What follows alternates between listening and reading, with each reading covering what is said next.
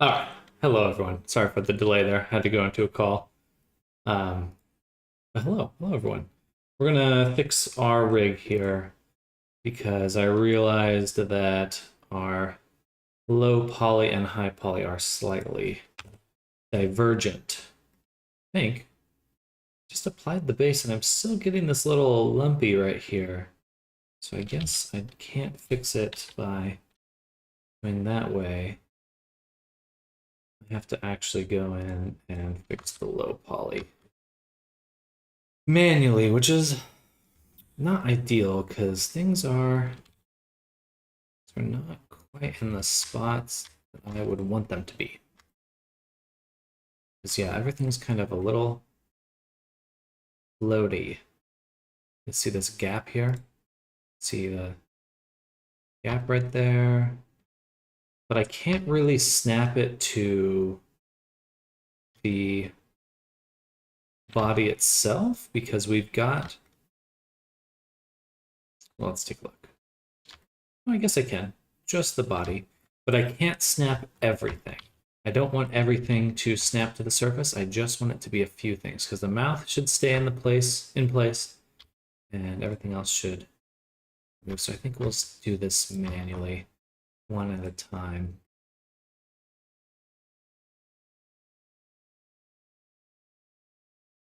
Interesting. Can I not snap this one? Is it because I have it unselectable? No. Just project. I did see what you sent. And hello, Dara. Welcome back.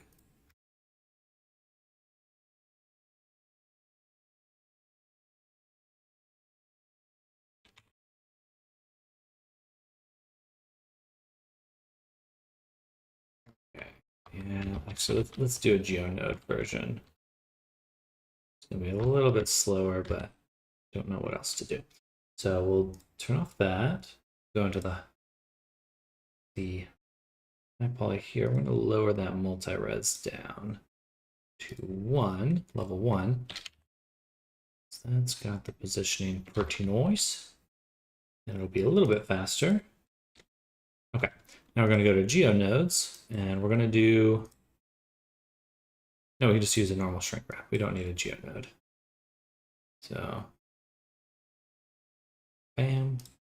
Select the low poly. Got a weld. We'll turn on the deform shrink wrap up here. Hello, Ritz for Celozer? Hey there, Ritz. How you doing? Well, welcome back. You have a question? Question away. Let's see. Do I have? Oh, I already have a shrink wrap group, so we're gonna attach it to that. Shrinky dinky. Let's make sure it looks good. Hands and the mouth. That's what we really need to ensure does not move. Like that.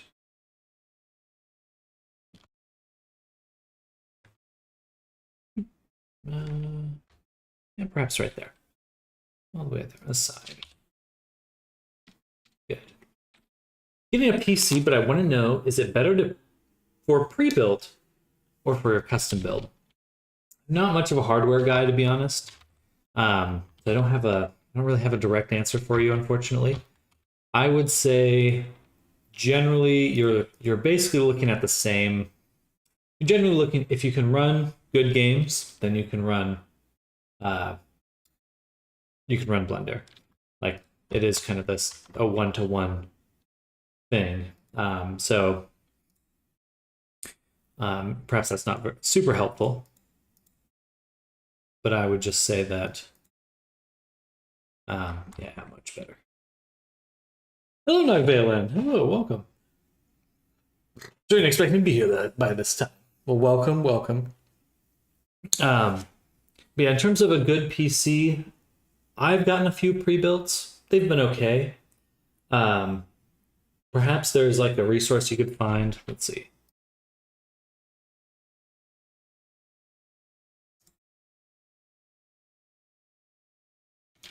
Best PC build for Blender.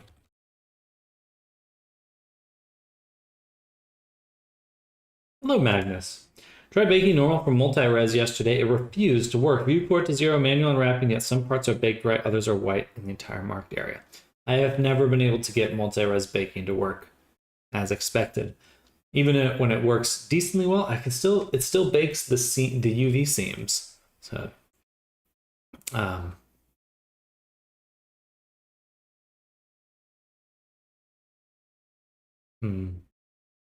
that's a pretty useless thread. I think you just look at a good gaming PC, generally, with a big hard drive.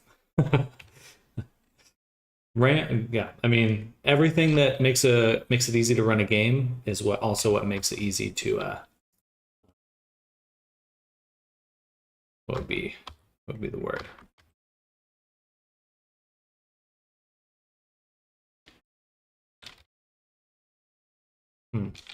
This should be better. Better.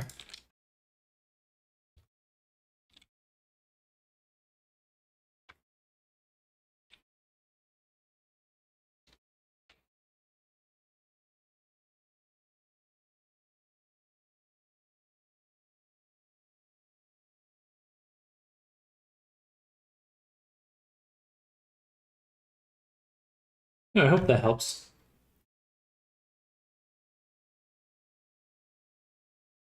Not the most direct advice, but that's what's worked for me. I generally just get good gaming PCs. You know, if you have a friend that builds PCs, probably be a someone better to ask. I just hardware. I don't have too much experience with. Software is my jam.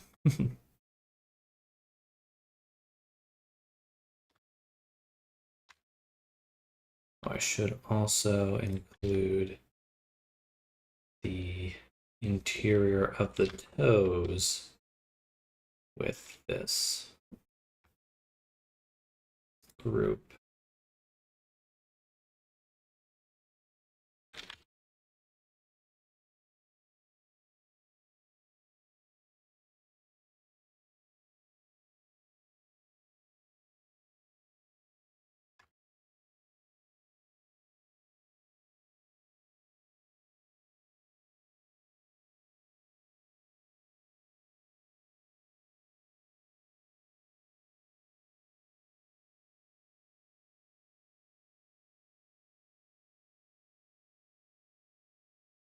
Yeah, delete all my old videos of me and my younger self, my sibling, also my downloads of Ninjago too, just to free up space. All that 696 gigabytes free of 737.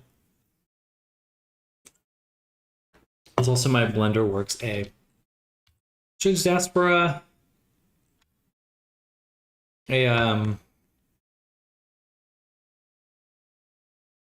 just gonna mod a little USB drive. There's some 100 gigabyte USB drives. They're only like $15.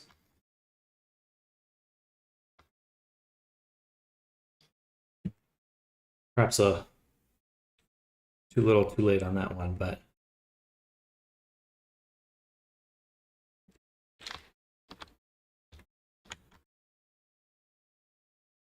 it was 8:34 p.m. over here, and I'm now supposed to go to bed by 8:30. Well, enjoy your evening. No, good luck with your lessons, and enjoy your free space on your computer. Right, that looks good. Let's go ahead and apply that shrink wrap. Make sure the middle is in the middle. That's not what I wanted. And we'll re-export our low poly, because now it fits better. Actually, before I do that, I just want to ensure the UVs, especially on the face and stuff, are there we go. VX, Substance Painter V2, we'll go up one folder, into bakes, and we'll rebake the low poly. Open them up here, and do, yeah, because that shoulder was getting really jagged. That looks a lot better. Good. Talking to me, Debtor. We don't use dollars over here, but I cannot sleep. Finish eating a mom. Well, I just mean, USB drives are usually pretty inexpensive. Cannot sleep. Just finish eating. My mom will tell me all about not sleeping immediately after eating. I want peaceful sleep. Well, enjoy your rest.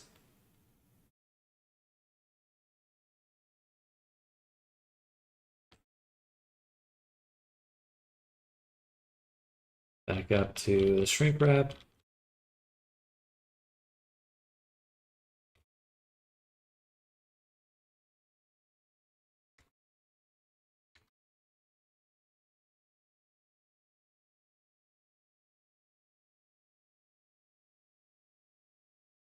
Like monster stuff. I do a lot of like non-humans.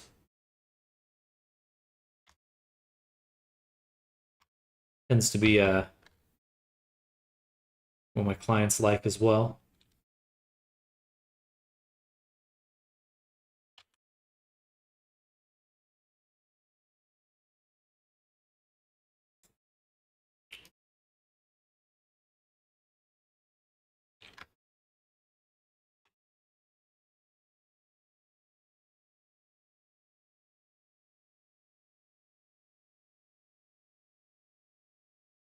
Damn. Okay. I see some issues here.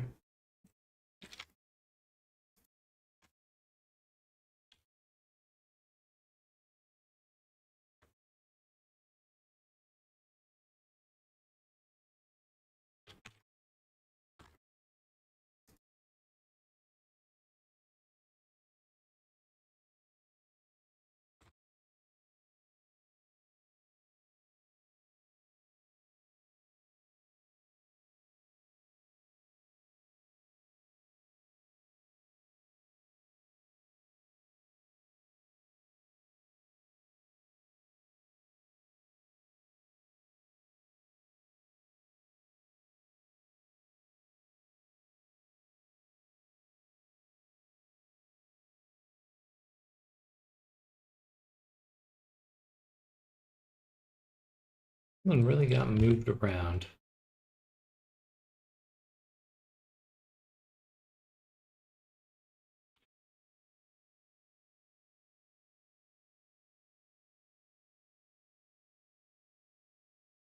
My mom called me. I'm too young to run around, except for exercise.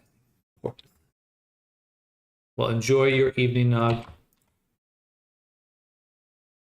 Good luck with your projects.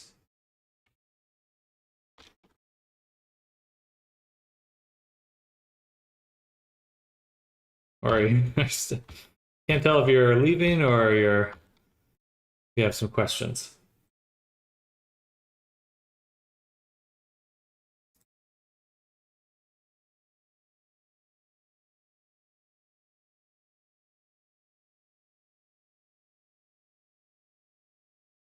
Okay, modeling and sculpting violin. Gotcha.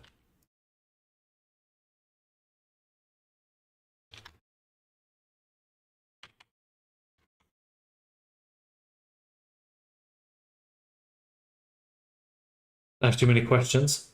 3D modeling's hard, so I definitely think you're just getting into it. There's a lot to learn. It is fun though.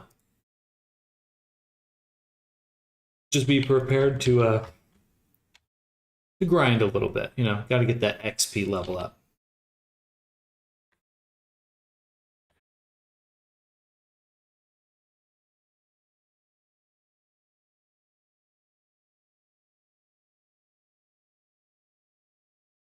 It is hard to tell what's going on in here.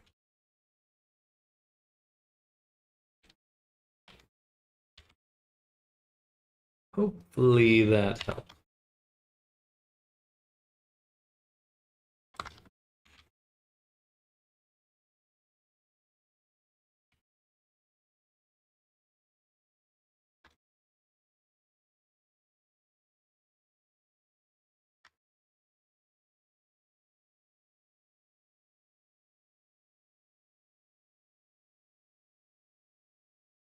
Hello, Arisa. Welcome. Seems like you want me to leave.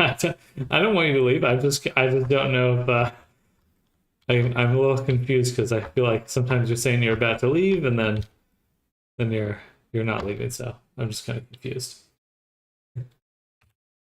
We're making a dragon right now.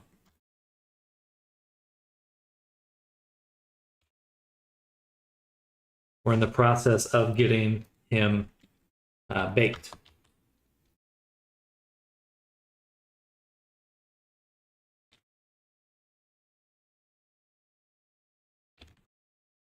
There's just a few tweaks that are needed right here. I swear I just fixed that. Nope, still a little loady.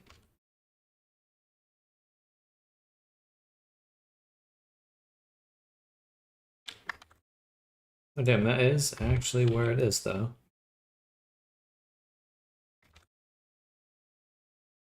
Okay, well we can clean that up after we bake if we need to. For now we'll just let it exist. Alright. We make his tail, yes. Yes. Right now we're in the process of getting the body done, and then we'll do another model for the tail. And I do need to apply this. We'll duplicate, apply, hide. Go to the UV maps for the body, unwrap. Nothing major should change, but we just want that unwrapped version. Export and save, refresh. And now mode bake. Bake. And the scales. Okay, cancel. Go here. Too many questions. No, you're fine. He does have wings as well. We're still working on those, but he will have wings. Yes.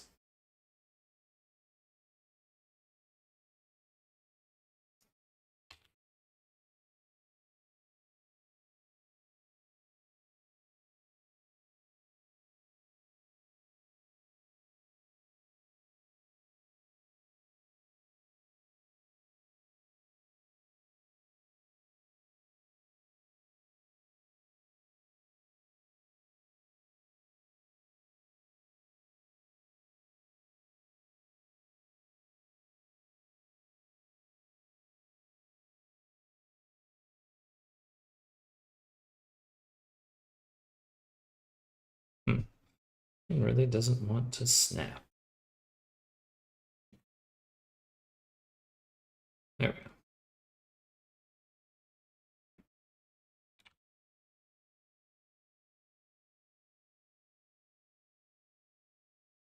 Override the high poly. Does he have teeth? I'm being a little bit childish right now, but I'm so excited. No, he does have teeth. You're fine. Oh, I need to pop my neck. I want to pop my neck. Yeah, we got some teeth in there. Let's see. Let's go to frame 0, save. Let's turn on the low poly. We also have teeth for the low poly. And we'll go ahead and go to frame 0. Save, scoot over. High poly.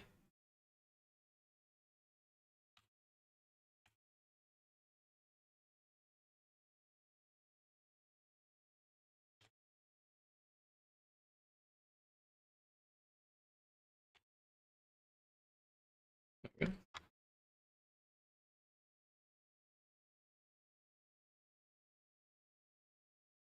My eyeballs. 3 new injuries. Man, fingernails on my knuckles. What are you doing? Can't go damaging yourself.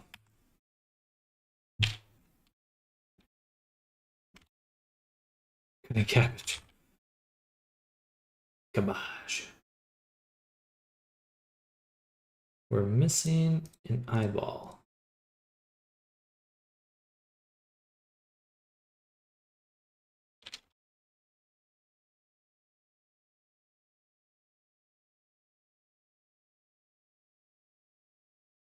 We delete his eyeball.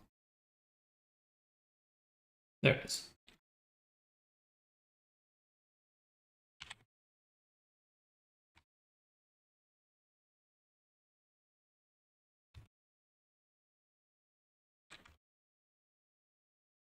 No name. He's going to be like a base avatar, if you're familiar with the idea. So one that's meant to have some variation, make a few versions from. Don't worry about the positioning there. We're going to let it clip for now. And then we'll save it frame 0. And here we'll move it up. And then we're going to actually copy that. We'll have the same material. And then we'll just put everything away. A few different things. So there's a lot of features planned for him right now. We're hoping to make a decent amount of the things you're describing. Breathe ice, but close enough. In terms of VR chat, we'll be using something called GoGo Loco, which does enable people to fly in game, or at least move around.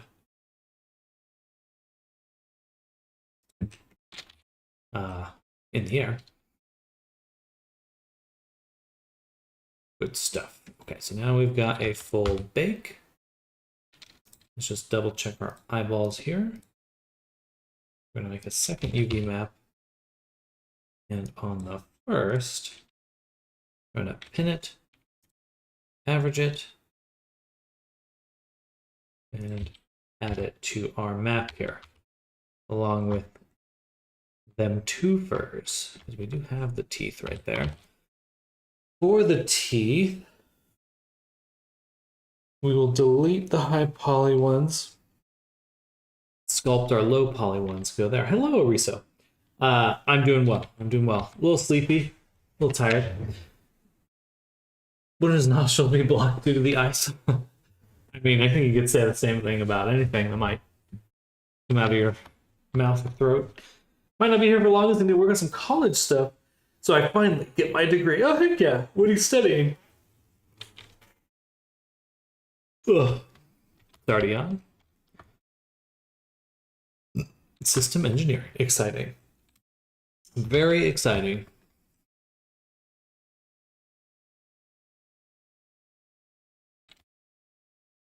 Yeah, we're going to try to add quite a few features. Mostly we're going to be trying to make features that allow the character to change shape, like between male, female, bigger, smaller, muscular, thinner, that kind of stuff. More like a character creator. That's the kind of stuff we're looking to add. I think this career is the reason why I can make add-ons and stuff for Unity and Blender. Blender.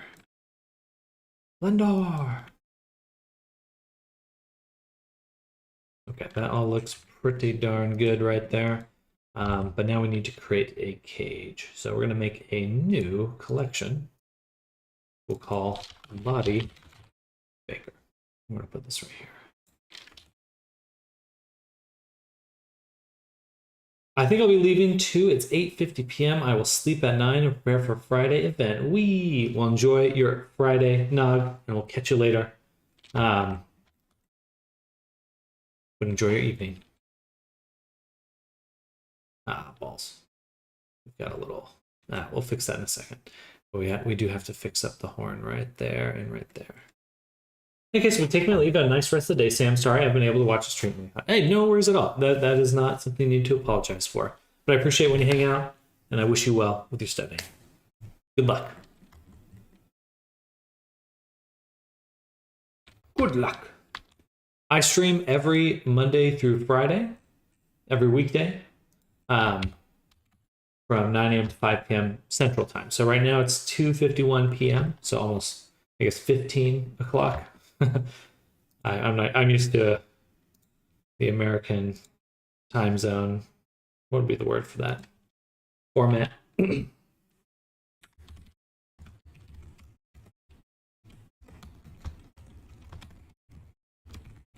See you on Friday. I should be here on Friday, yeah, definitely.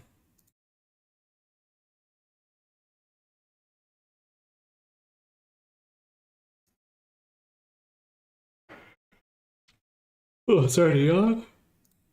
Oh.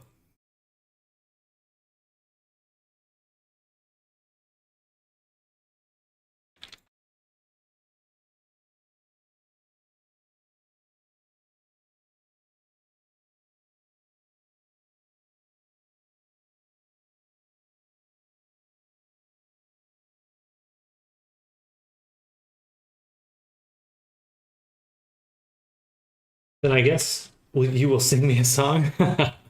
I don't think I will sing a song, but perhaps another time.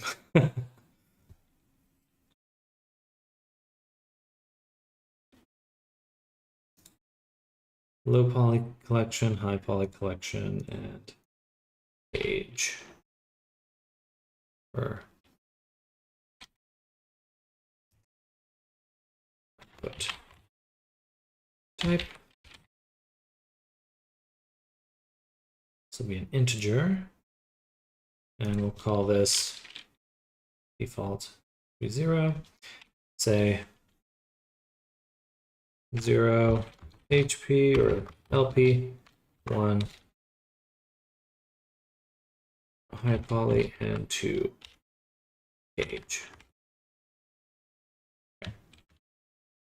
Wood. And then we'll do collection info.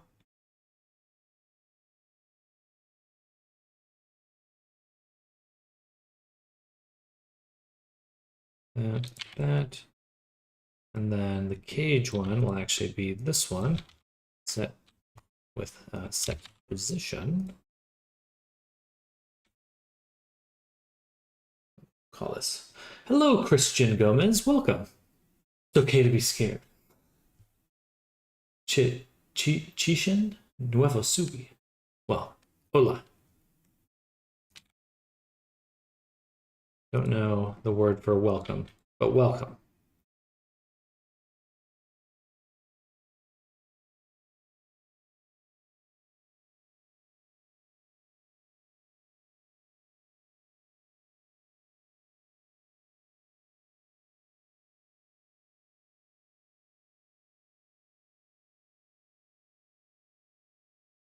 And this will go displace attribute, will go into here. We'll do vector.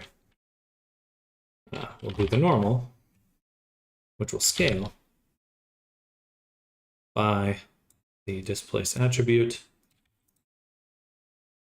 And then we'll do another float for displace. Okay, that should be good. Which we will multiply.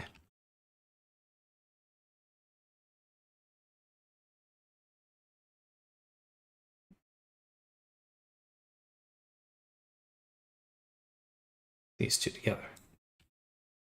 Okay, so here's our little cage setup, and then we output. Okay, so for our baker, we're going to take the low poly, put it here. Then we're going to take the high poly, put it here. And then we'll take and then that's it. We'll wait for that for a little bit. And then what we want to do is take a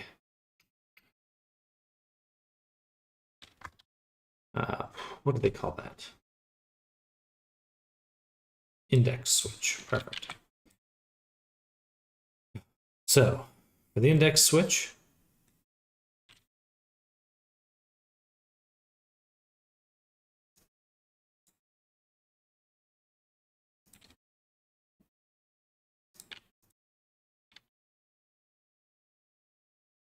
goes like this.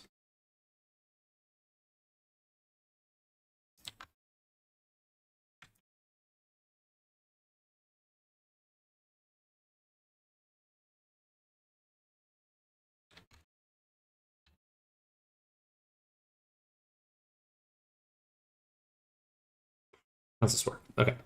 Index switch, so 0, I want to be the low poly collection, which would be this one right here.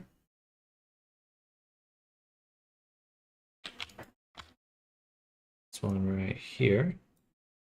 The page, I want to be the last one, and then the high poly, I'd like to be this one.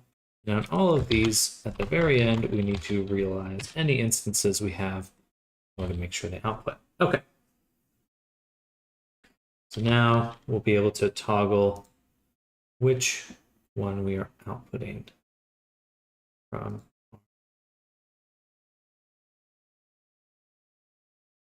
Stuff here. So 0.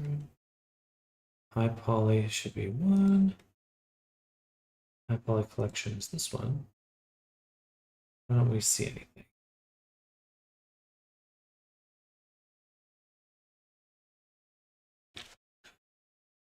Man, generally I try to watch these so I can report back to the group, but I have no idea, no clue any of this is Lamel. Just trying to say you did software tech things to it. We're just setting up a little system so I can take the different versions of the mesh that I'm making and just make it a little easier for me to export.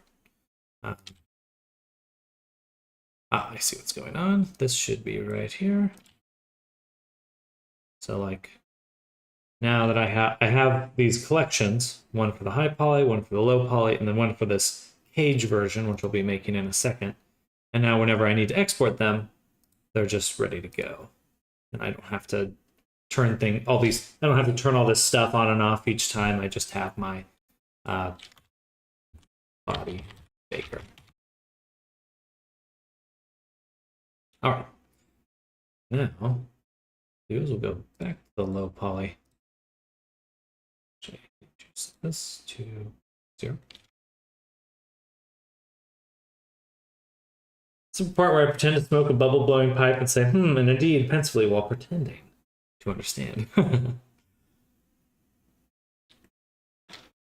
we're gonna make one more group, which we'll call displace.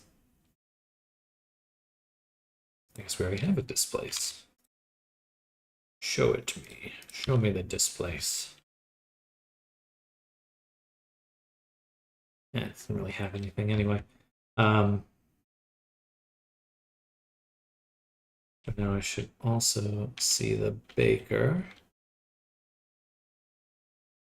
So when I paint,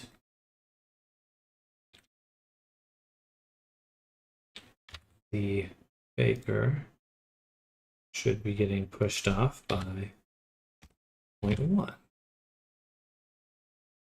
And it's not. All right. Annoying.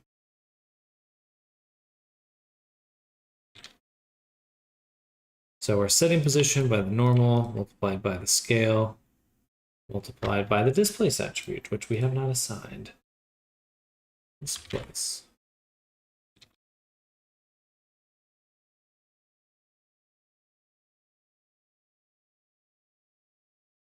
I think I need to realize the instances beforehand.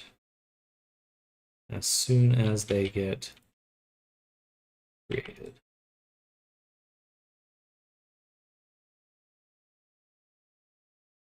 There we go. And that should be it. That should be it.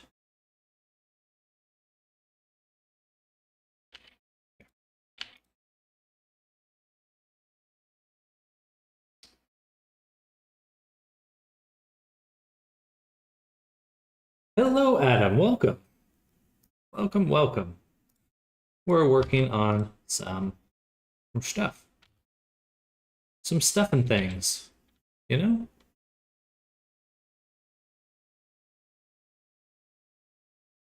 Right now we're making a cage for our mesh. We want to make a skin-tight suit to give ourselves the perfect bake.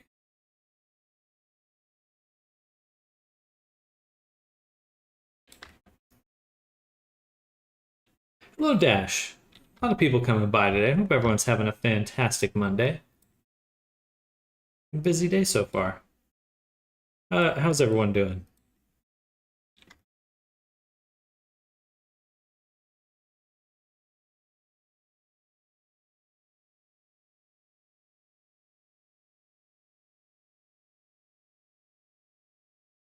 We need to fix up one of those spikes a little bit.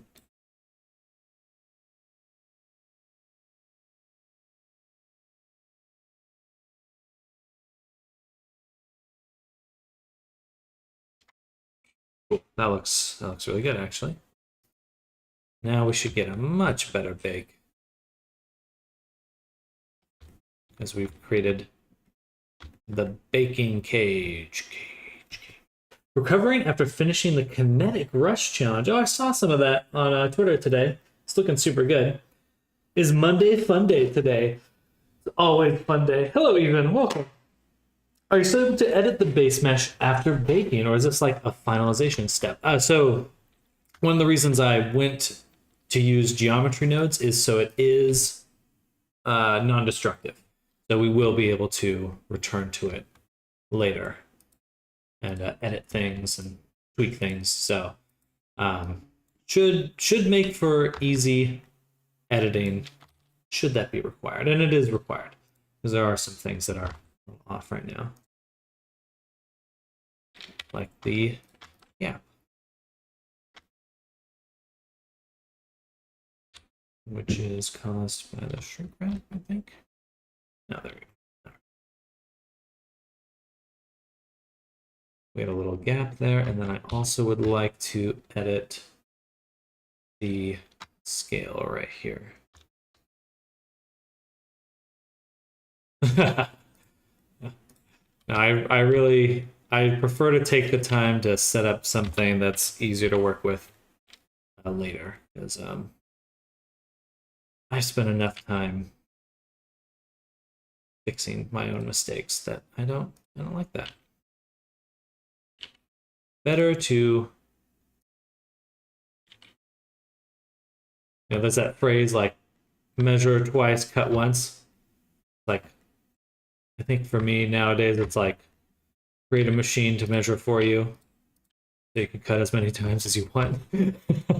I don't know. Something like that. Maybe a good coder with that attitude. Your comments would be impeccable. Thank you, Dar. I appreciate that. I do think there's a lot of overlap between geometry nodes and coding. It's logic. It's a visual scripting system. Just more visual than most. Oh yes, I do want to. No, that's good. Okay. Yes. So now we will leave it as is. We'll take our we'll go to our baker, actually, and this is all we'll export. First, we'll export the cage.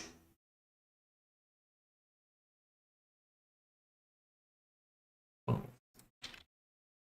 then we'll export the low poly, which looks pretty much the same, but it is different. Go back to substance, and now we can tell it we want to use our cage. And it's going to look a little different because it's triangulated. Okay, so we need to go back and triangulate it. So let's do that now. Here on the viewport, we will triangulate. We will put this. Oh, right. I don't want it to fit over the low poly. I want it to fit over the high poly. Okay. So triangulate there. Turn on the high poly. Hide or deselect. Turn on the baker. Set the baker to the cage. And on the low poly, we can weight paint. Okay, here, this is what we want.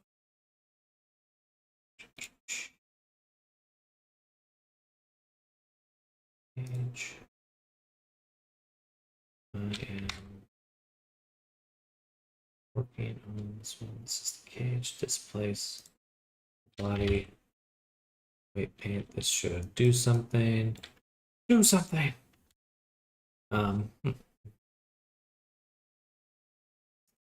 It was working just a second ago.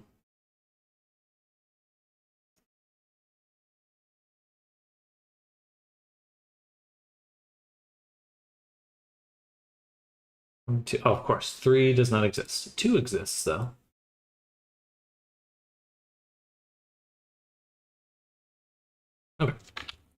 There we go. And we'll set this to random. Now we can see what is going on, and we can build up our little cage again. Make it sit on top of all this stuff.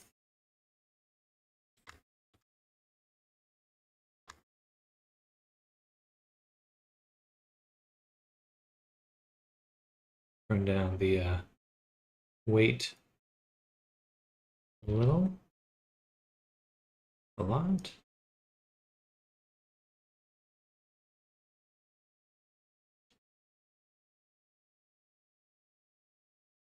All right, looking super good now.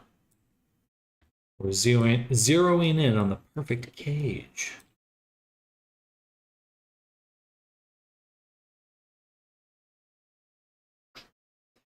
Cage step, who are you doing it in Blender? Haven't seen that step before. So why am I doing the cage? I usually have to export high-low from ZBrush Substance, so I'm sure I'm missing this. So when you're making, so if I go back to Substance and I remove the cage or I turn it off, this is what you normally see. And you have this max frontal distance. But the problem is either it doesn't give you a lot of control. So especially like if we look at the mouth, we can see this intersection happening. We don't want that in the nose and stuff. And if I go too small to make it work for the mouth, then it starts breaking in other places. So cage allows us to create a custom shape. We can edit the shape that it's projecting from, because the blue edge here, like basically when you're baking, the cage is where the baking point starts from, and then it shoots a ray towards the high poly mesh. So this cage determines where that starts. You can just get very precise, eliminate a lot of problems, a lot of baking issues, rather than having to like clean them up afterwards. You just make a good cage and you're good to go. The key thing with the cage is it has to have the same UV maps as your low poly, as the object you're baking to. So I'm baking to my low poly object. And so in order to make sure it matches exactly, it has to have the same UV maps. Which is why I'm using a geometry nodes, I usually either use a displace modifier or geometry nodes, because that lets you, when you update the low poly and you change the UV maps, you inherit it in your cage, which saves a lot of time.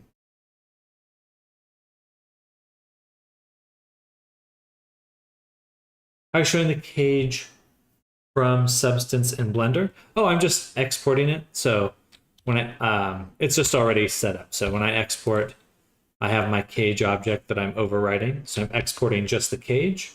And then on the Blender side of things, I've just imported it, cage. Boom.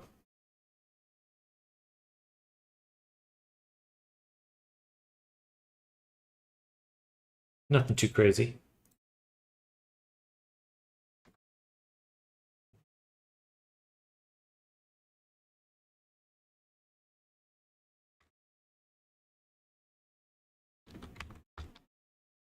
The really cool part is that I actually have most of this rigged, so in order to bake the mouth, we'll actually go ahead and use the rig to open the mouth up.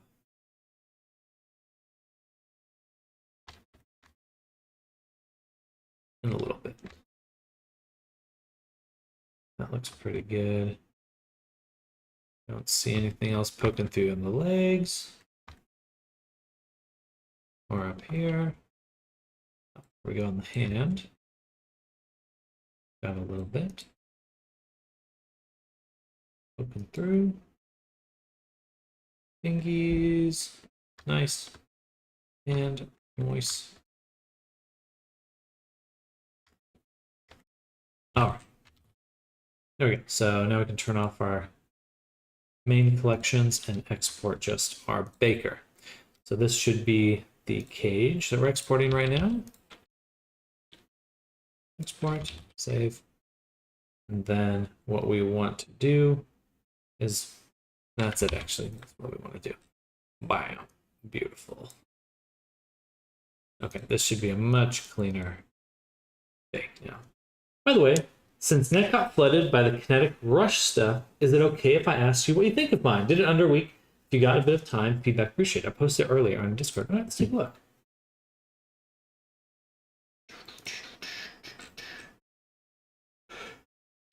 Whoa. Sorry. Sorry, yawn. I'm a little sleepy. Art share. Kinetic Rush. Hey, that looks really cool. Psychedelic. Fun.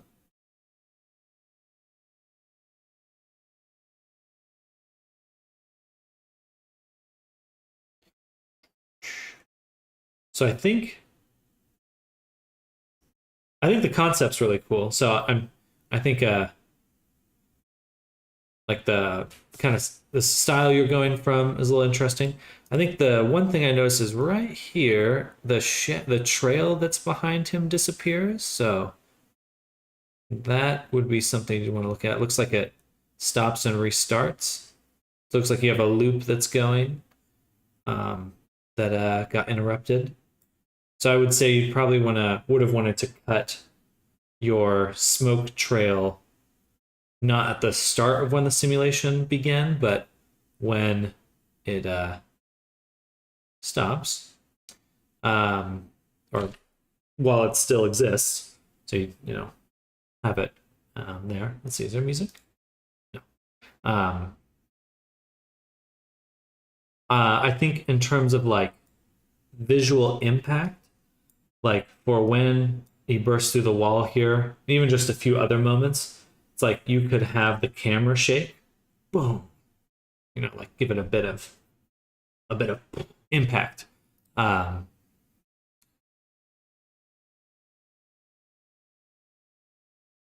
then perhaps as well, like I forget the term for it, but when your eyes adapt from like inside to outside, it's not super bright, but like you could kind of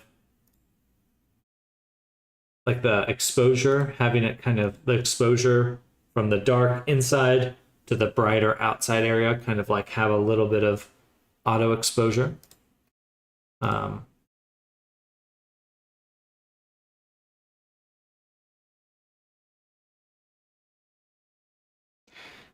then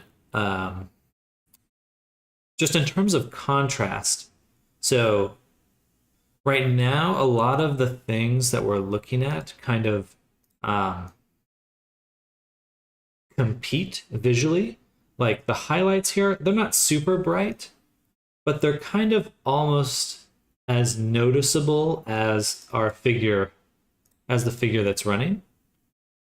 So perhaps having this wall, this back wall, and like the pipe and stuff be a little bit darker, or would help pop the character, make the character kind of pop out front a little bit more. I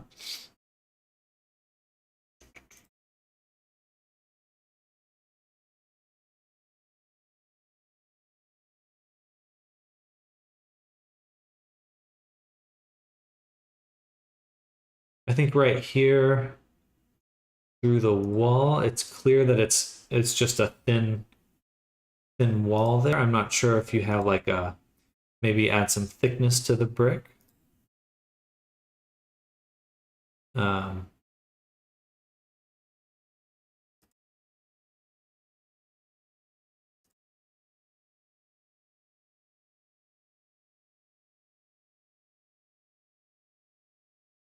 And then perhaps here, just some like smaller debris. You have the larger chunks breaking apart, but like some tiny particles, even just like a PNG of like little dots, and just do a particle, like an explosion of them with like a transparent texture, just to get like a little bit of extra smaller stuff. Second, you have this big bubble here in the background, and I think it's supposed to look like a bubble, but when I was first looking at it, I thought it was a rainbow. But I see this reflection here, so I feel like it's supposed to be a bubble of some sort. You may have needed to do something like add a more of like a sharper reflection and kind of make like they have like a lot of bubbles have like these little highlights and stuff. I'm not sure where the light source would be in this scene, but just something to kind of make it pop. And again,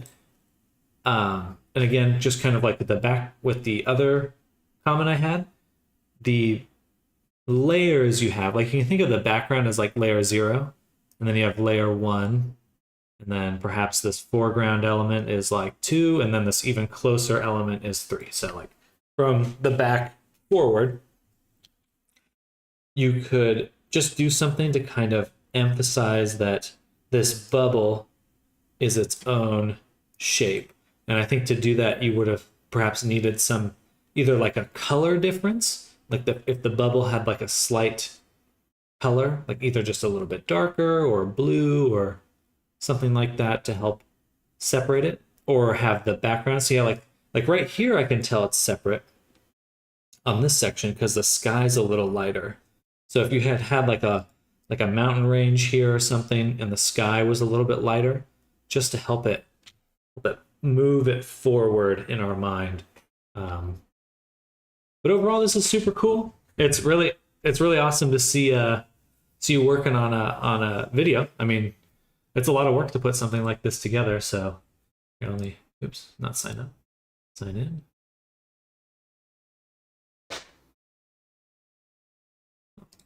Give that a like.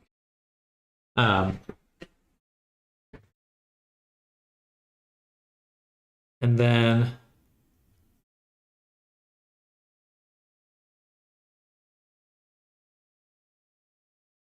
overall, though, I think you're doing a good job. Yeah, just a little bit of camera shake would have gone a really long way to selling the kinetic, right? The kinetic rush.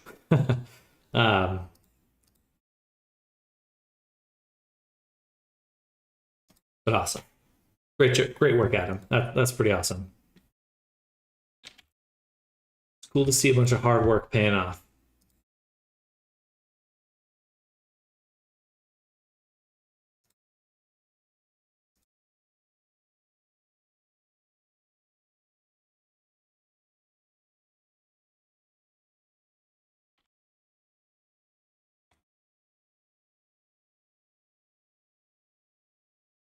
I don't see it clipping here.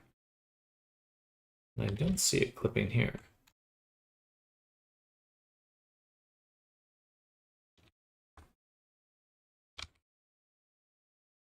You need to re-export. Let's try the cage one more time.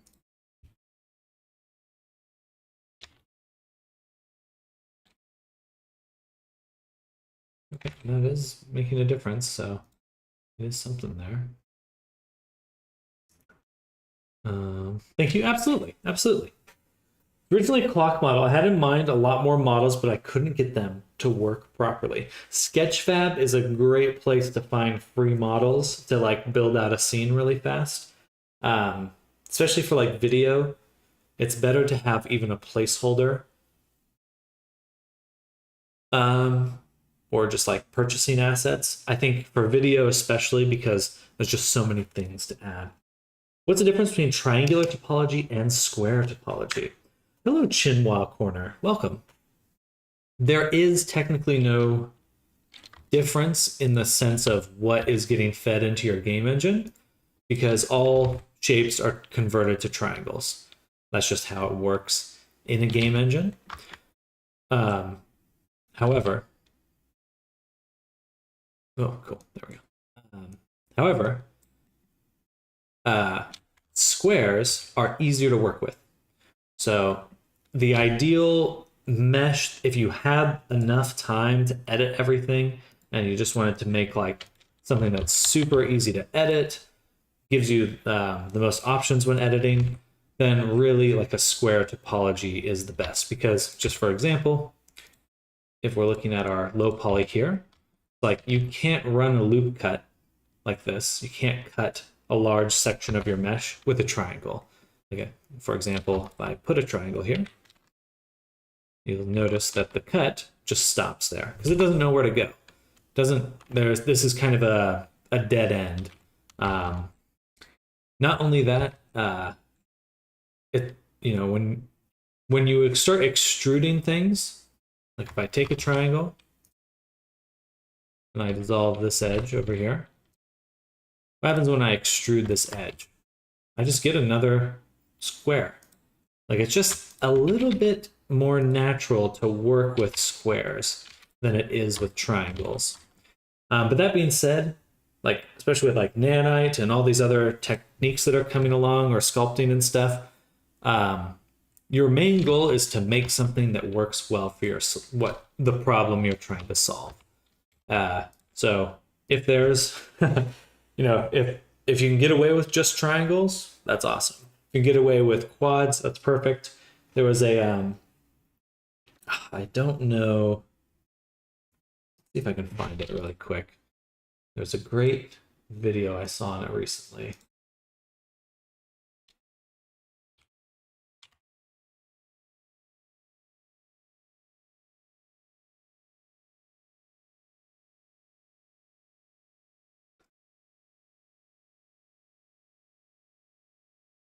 Is this them? Looks a little old.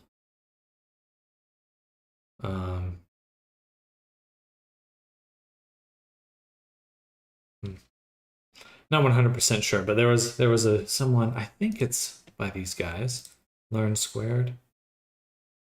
They had a really good video. I'm actually not 100% sure if it's them.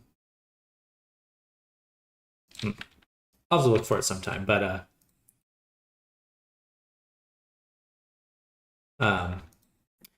basically they just emphasize the point that you're just designing for the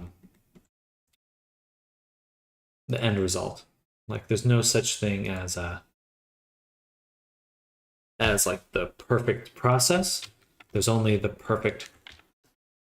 There's only solutions, and each one of them comes with its own issues or workflows or this and that.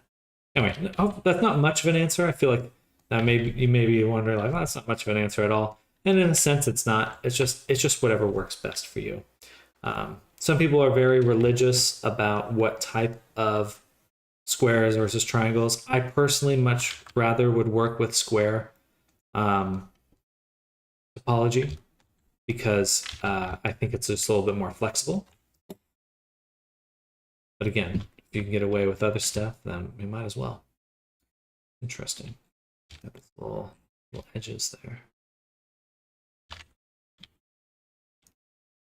All right, let's take another template flat. Alt engines will cut IR geometry tries, so then the benefit of exporting tries is that you're aware and control the deformation position, not the engine. Polygon sounds like a religion. Apology sounds like a religion. Cool, I just started making base models for VRC. So confused because some people I knew were arguing over what was better for movement. I think in terms of another advantage for working with squares is you can always triangulate later. It's a lot harder to go from triangles to squares. It is super easy to go from squares to triangles. So if you ever find the need that you're like gonna make triangles, if you have to make it something triangulated, then might as well have started with a square mesh, because then you can just go to triangles later. And I wish you well with working on your with your avatar.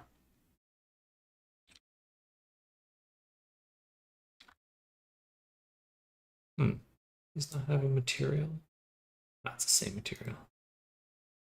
Go ahead and make a new one. And we'll do red, bright red. Okay, good.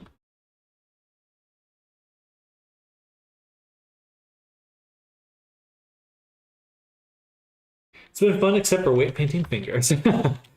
Understandable. Yeah, that is weight painting's definitely a struggle. It can get quite challenging.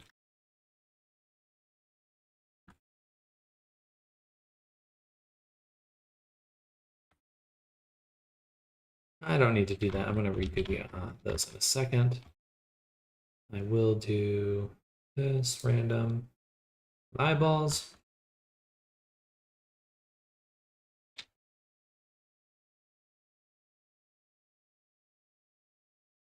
All we're doing right here is we're creating a mask so that when we bake our mesh, we have an easy way to select the colors, select the different sections of the body.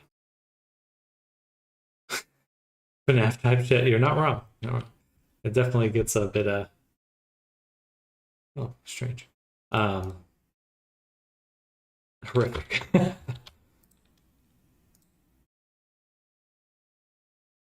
Let's try count Trini with this bad boy. I think we're at 35,000. This is the high poly count here. Let's see. Low poly would be here.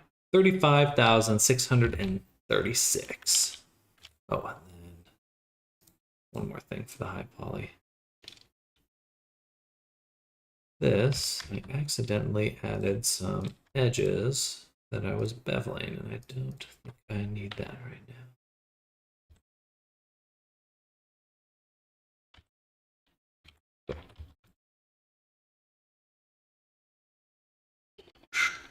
And yeah, we're gonna sculpt the mouth and teeth a little bit later, a little bit down the road. For now, we're just making sure everything else is working.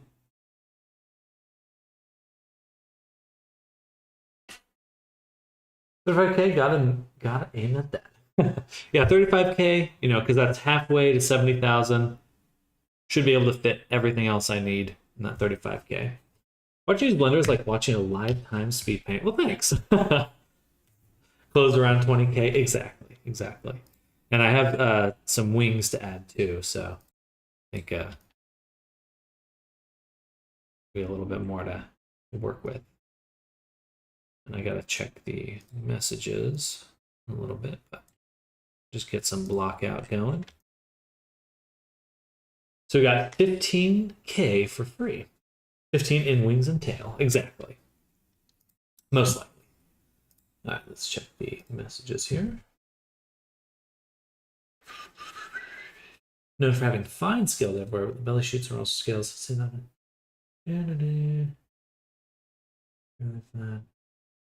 think the cheekbone still too prominent. Okay, I think I got that.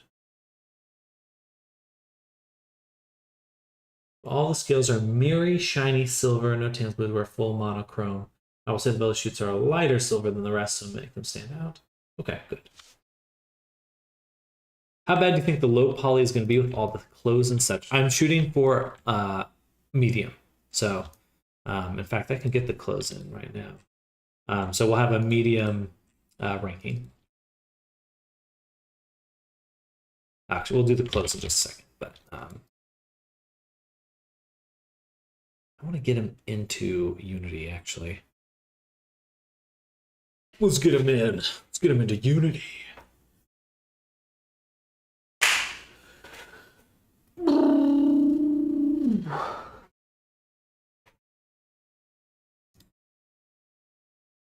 Hopefully, they don't crash. We're opening a lot of programs right now. All right, so the character should be more silvery than we have. So we're gonna kind of make it a little bit lighter, like so.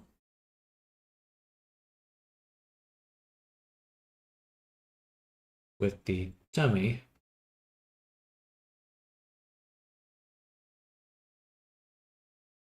being lighter like that. Yeah, silver. This is a silver dragon, not a non-silver dragon. Actually, I think I'd rather have the other scales be more metallic.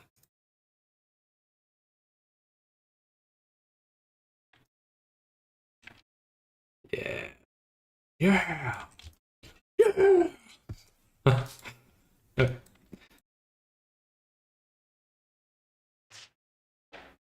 Ooh.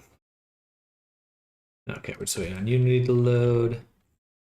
These are fucked. What's going on with that? Oh, that's because they are getting flipped, aren't they? Oh, they are. Why?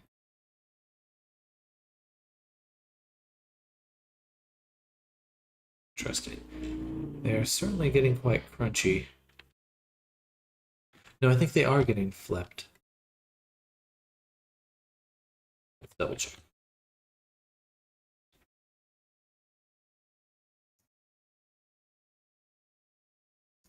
The more reflective we are, the better. All your textures sit in the same material? No, I usually break them up because this is one of the other characters made a different kind of dragon. The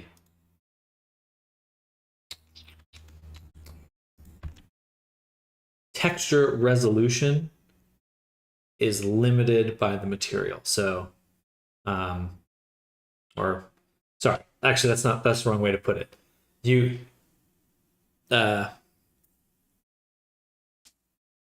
technically, if you had a really smart material, you could put everything in there, but because we have to kind of limit it a little bit, it's just easier to break things up by material. But if you made a custom material, technically you could make a very large material, and you could have just one material for your entire character.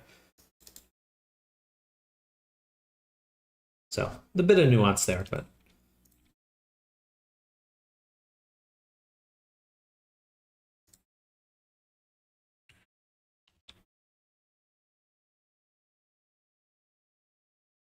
but I prefer to break it up. So usually I have one for the body, one for the clothing. We'll probably have a different material for the tail and wings as well. So the tail and wings will be their own material in order to kind of keep the resolution at the right level. I've been thinking about doing more custom materials, but the Poyomi shader inside of VRChat or Unity technically is quite capable, and you can really get a lot of good effects with it. Effects that I wouldn't be able to make on my own. Not yet, at least. I think the model I'm using, some people can actually see themselves in my wings. Oh, that's cool.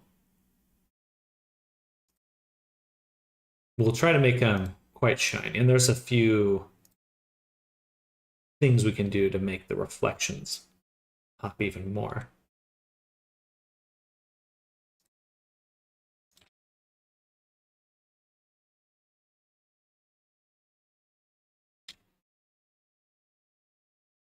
Oh, that was just the textures. And then here we would like to send the full silver dragon male to here. Wings so clean you can see reflection.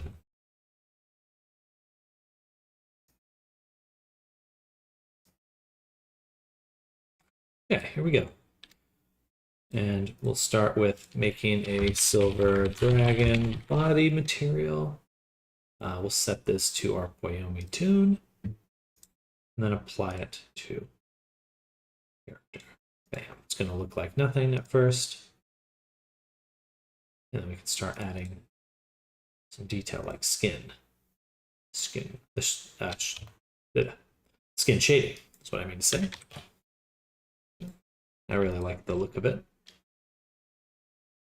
And then we'll start applying the textures we've made so far. And the cool thing about this is anything in Unity, if you link it up to something and then you overwrite that file that you just linked, it just updates automatically. So that saves you a lot of time if you hook it up beforehand. So you can start making sure you're getting the look you want. These look new. I'm used to seeing realistic in Toon. With Poyomi, you can get any type of effect you want, but those tend to be the looks people go for. Realistic and Toon, that is.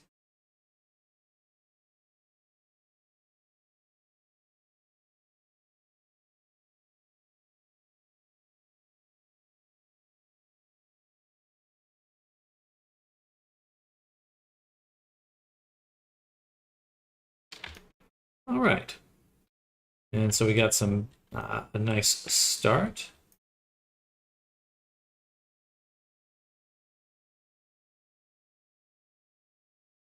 Cool. And so we're gonna this is gonna be like the base layer of skin, and we're gonna be adding a tiling texture for the finer scales, which should look quite detailed. Ignore the weird eyeball. You know, it looks terrifying. We got some issues there. Oh, the feet came out so well. Beautiful. And let's bring back the claw too. Gorgeous. Gorgeous. All right.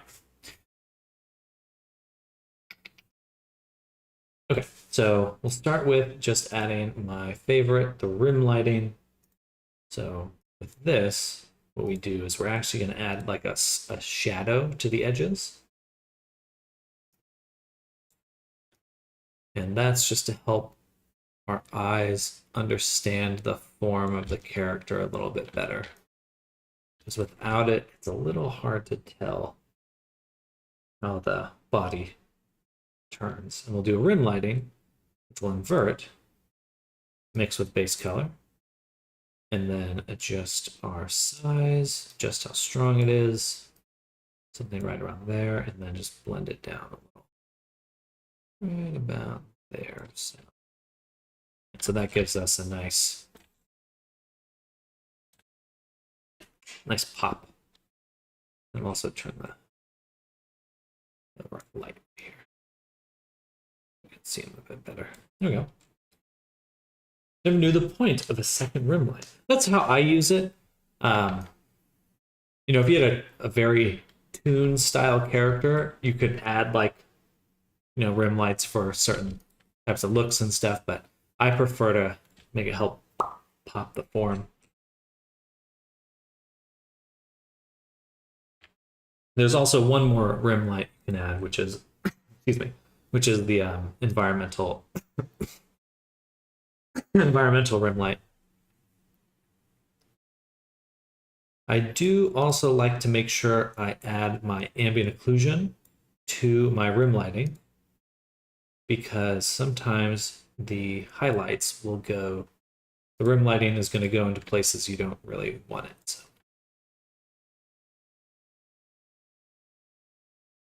And it's a free texture because we're using it in a bunch of other places too. Beautiful. All right, next, let's take all the textures and set them to high quality compression.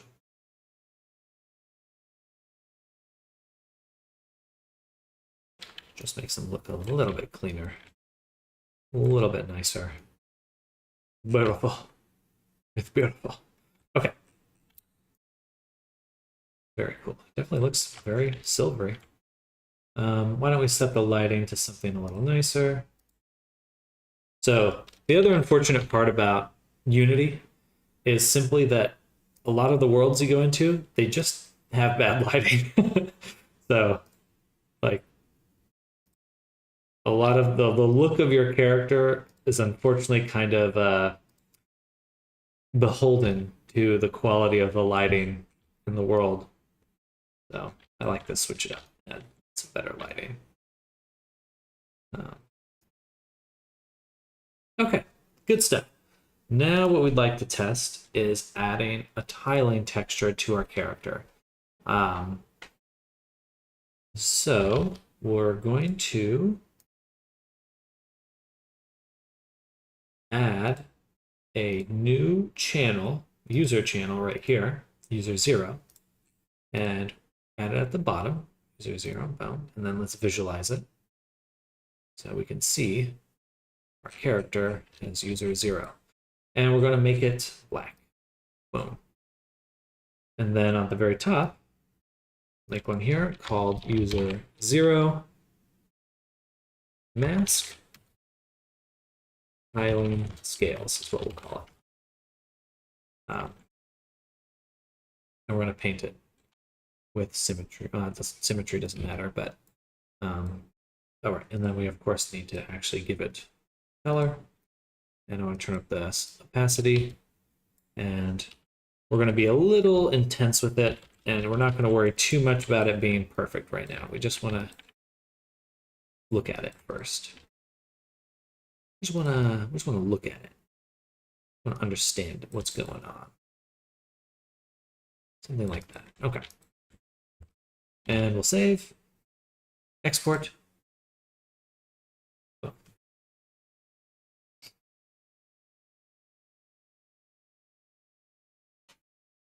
Oh. Okay. So now, oh shit. So I'm gonna go back. I forgot I had added a color. Should just be user 0 here on this layer. I don't want to be painting anything else. You won't even see it on this version.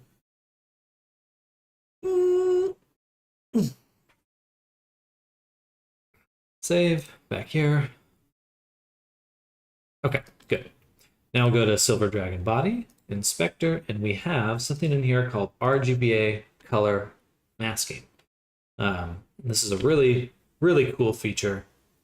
A little hard to explain, but basically we can layer in additional details on top. We can mask those details in. And usually it's used for like tiling, repeating patterns, small fine details that are repeating. So in this case, let's just use an example texture, tiling or something like that. We're going to set it to 50 by 50. So now you can see this little fine grain here, a little bit less. 30 by 30. I want to say stochastically sample, because that helps clean up these seams here, even though it's a little different. Okay. Now, I don't have the best texture for this, but I do have one I was using earlier. I was testing the yesterday or last week, this scale texture, which is pretty perfect, but pretty perfect. But if I scale it too small here, we lose a lot of the detail. So what I'm going to do is find the material. Where is this? Snakeskin. Where are you on my computer? Show in Explorer. Good. So now we can take this, drag this into here. We're going to create a folder called scales. Drag this in here. And I believe that Unity lets us create the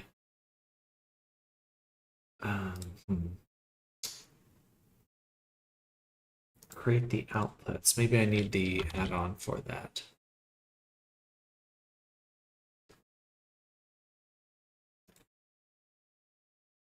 "16 times the detail, it just works. Learning is fun, hard but fun, and addicting. I've never seen it before, but it looks awesome. Good. Good. I'm gonna go down to excuse me. Substance.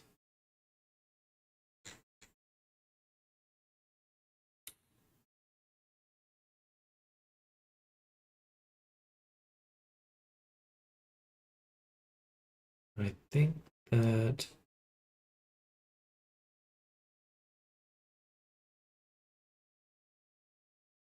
there we go. Substance 3D for Unity. Download. Oh, wait. We have Substance 3D for Unity or Substance in Unity. This one is newer, so we're going to use that.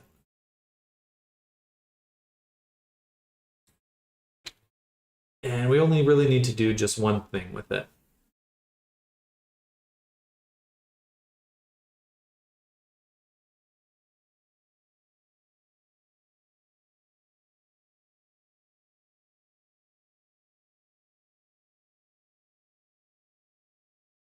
Loading, loading, loading. I just got here. Well, hello, Colin Wiley. Welcome. What's the one thing? We're going to take this graph and we're going to right click or something. We're going to click on it. And we're going to say, oh, you know what? It already generated it. So now we have the height map and the metallic and all these. We wanted the normal more than anything. That's what we really wanted. And now we're going to feed that in to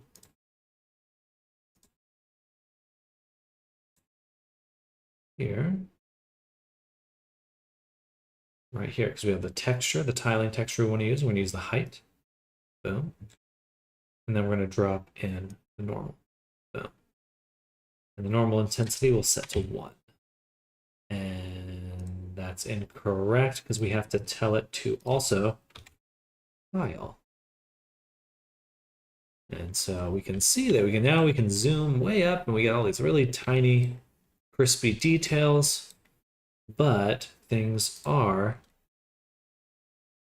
pointed the wrong way. Let's change the tiling to 20.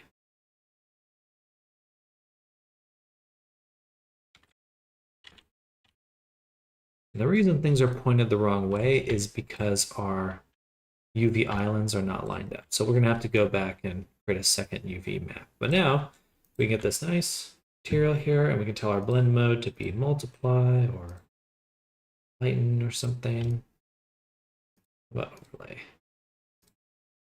Mixed. Yeah. Pretty minimal results on the actual color there. But the scales look pretty cool. Is that a shirt or skin? Either way, it looks amazing. Thank you. This is actually skin. This is the skin of a dragon. The skin of a dragon. So yeah, we should have some nice details there. Now, right now we're stochastically sampling, but it is a little crisper without that. Yeah, I like it without it more, but the issue is the edges here. So we'll have to find a balance there. But it does look cool. Let me add this back without the stochastic. Oh, we have the ambient occlusion. That would be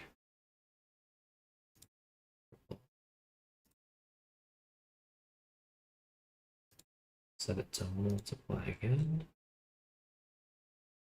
It's a little hard to see, but now we have this nice shadow there. Yeah, that looks a lot better. Okay. Ideally, the scales will start under the nose plate and then go down the head, down the trunk of the legs, and branch out the arms. I think we should be able to manage that as long as things hold up properly. In fact, we can set this there. Make sure we turn on metallic and smoothness, set custom sampling, and then we'll do the same thing, 20, 20. Stochastic. Take the metallic. Is there a metallic map? Metallic map. There. Ooh. And ambient occlusion for the smoothness.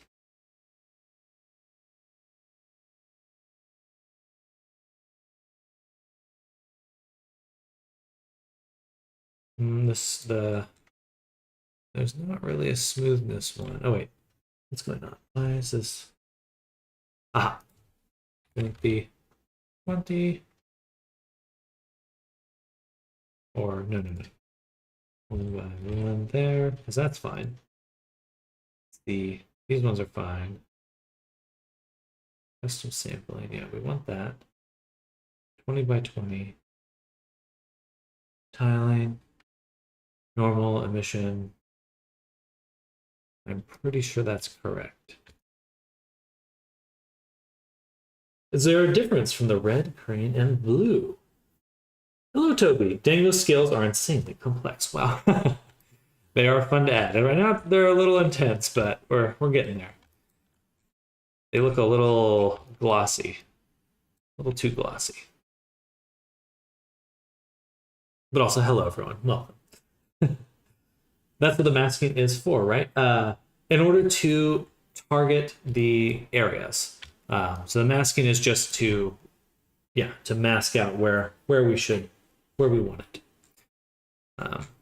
But it does give it a really nice look. It seems a little off, though. I'm not sure what's going on there.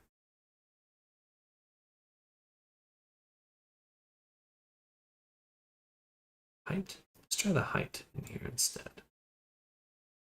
Doesn't even make a difference. A little.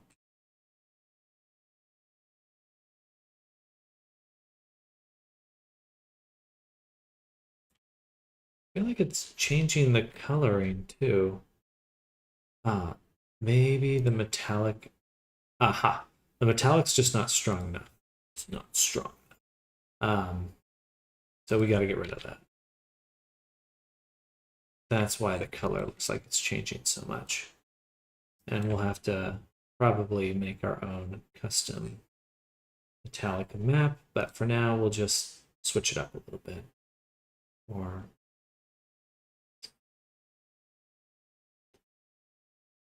yeah, we'll just say 0.5. Yeah, that's a little bit better. Cool.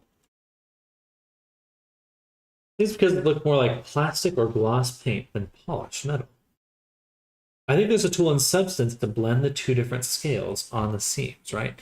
Sort of. The main issue with blending the scales is that these, like on the left side here, the scales are going up, and on the right side, the scales are going down. So we need to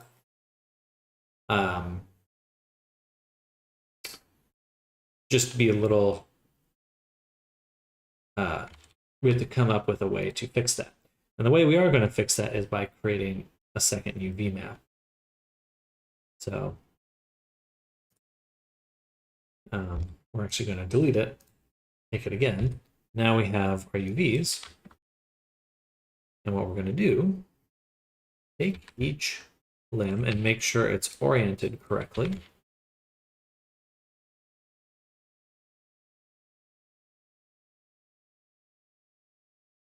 These should be this way, because those are the tips. This is the thumb. Those ones don't matter as much, but these ones here, that's the mouth, that doesn't matter.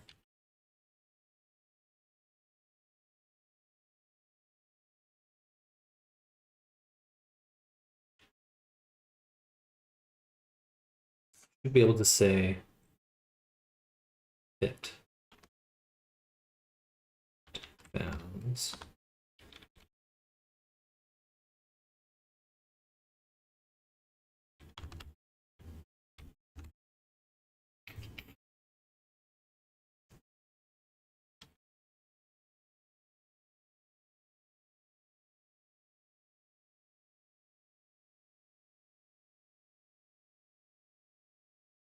It's kind of cheating, but it works. That should mean that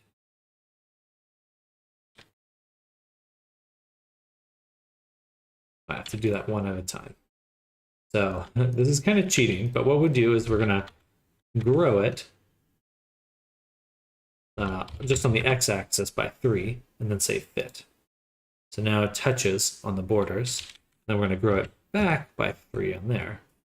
SX3, fit, SY3. And the reason we want to do that is because we want the tiling texture to start here and end here, right on the edges. That will give us perfect tiling. For the neck, for the head, it's not going to matter quite as much. We'll just kind of eyeball it. We'll just break the map. So the high poly bake, or my brain's so confused. So I'm not working on the UV map that we're baking things on. I'm working on a second UV map. So if I go back here, you can see when I click here, this is the one we're baking with. and using for our main textures. But on my second UV map, I can use that second UV map for whatever I want. And in this case, I want to use it for my tiling texture. So if I go back here, and we look at all these maps that we're using and making and stuff. For the mask, I'm going to keep it on our main texture.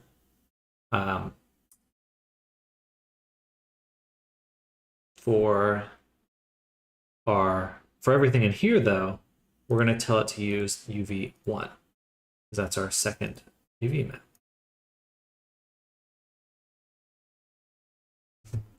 All right. So now you can see everything is going the direction we want it to, down the body and down the arm.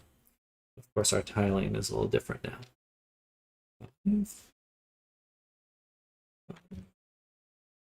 Maybe 10, 5, 10, say 7.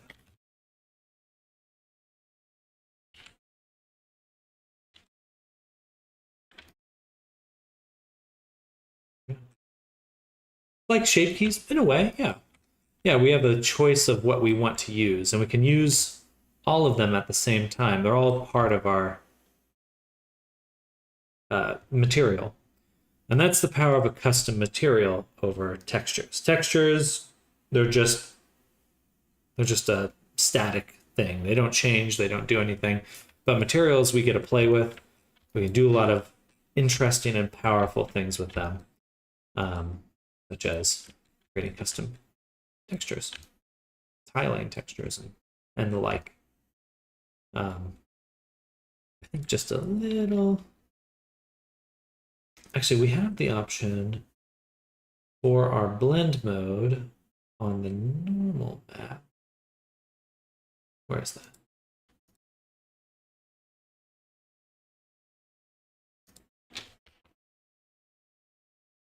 Normal blend, we will do blend. That way we'll still keep a little bit of the texture below, which I feel like gives it a little bit more realism.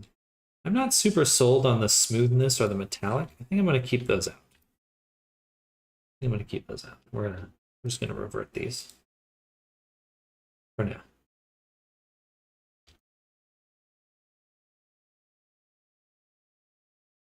We'll see.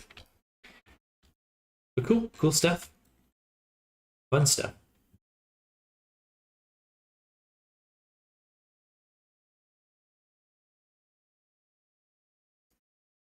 Ooh.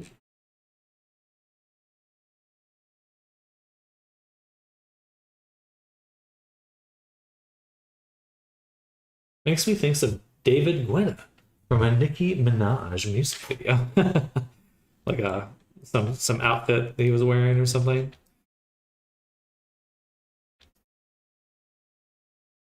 I think I might have to go a little.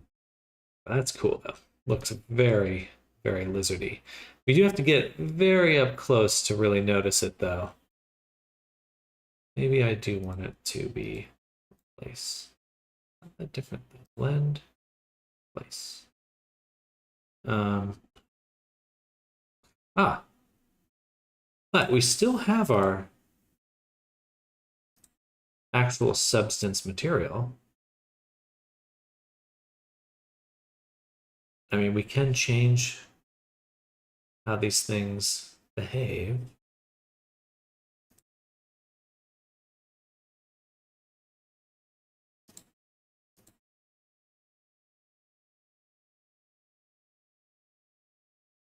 I do want roughness, or I guess smoothness in this case, glossiness.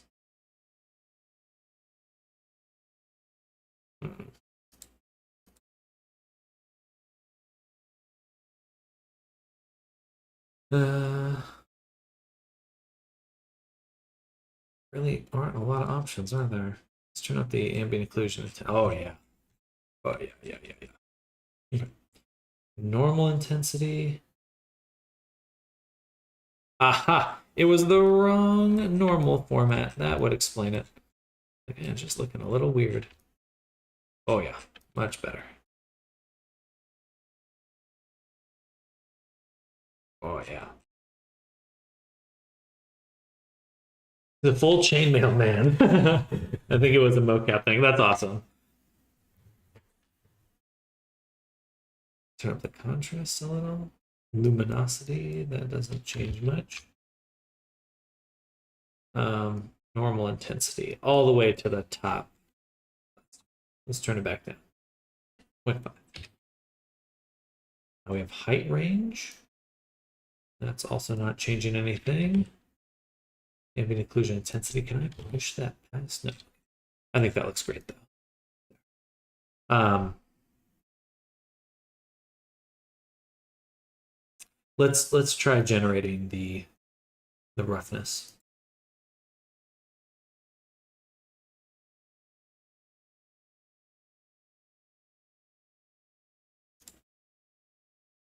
Apparently the glossiness is in there. It's just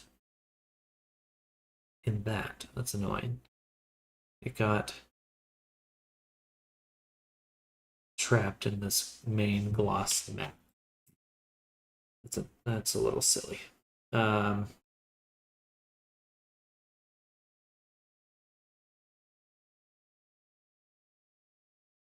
do have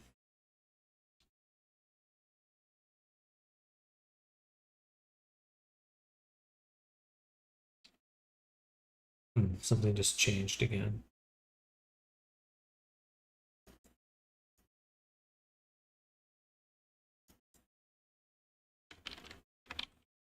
That must be there. Substance and Meomi are fighting over that. That looks awesome though. Fuck yeah. Okay, cool. Good stuff. So we reduce the shadows between the individual scales, but not get rid of them, just scooch them a bit less prominent. Yes, there is. I think that we'll want it long term, but I do have the ability to control that here in the generated ones. 0.5 is what I was originally doing. Either way, the normal map does help quite a bit. I wish I could get rid of these smaller bumpinesses.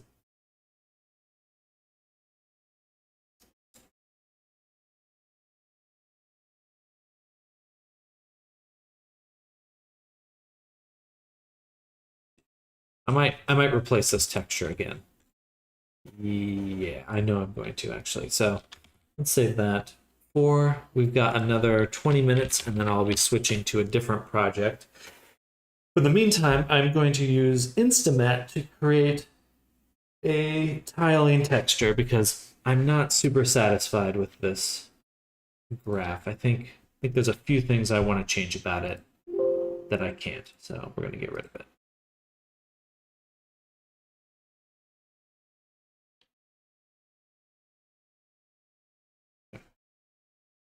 Wow, the comparison's wild.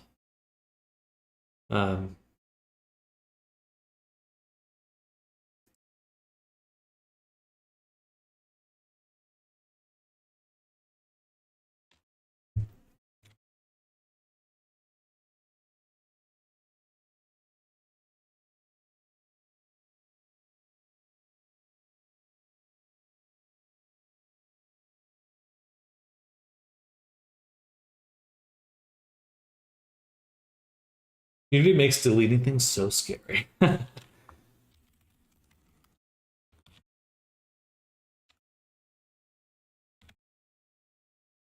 we're gonna make a element image output. This is gonna be our base color.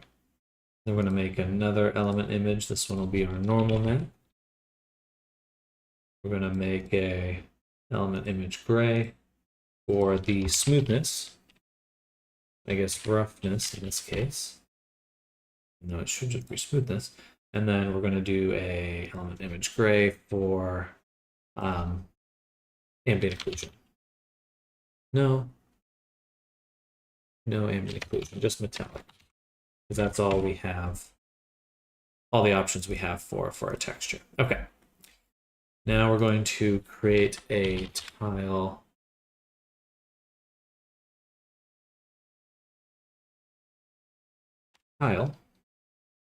here. We're going to create a shape. We would like something like I think just a circle would be a good starting point. And we'll put that right in here. And just slap that up here, I suppose. Start with. We're gonna do preview. Take a little look-see. Then we would like to distort this. Shape it, or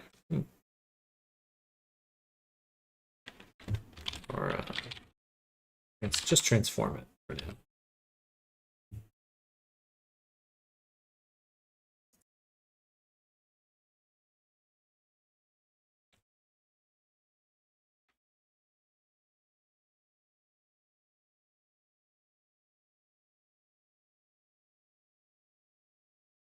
What we'll do is we'll just scale it up.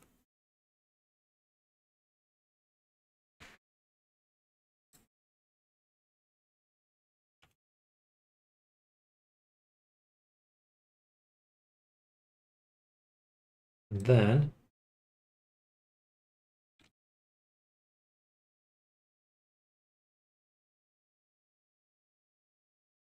what happens when we do this? We need an outline for it.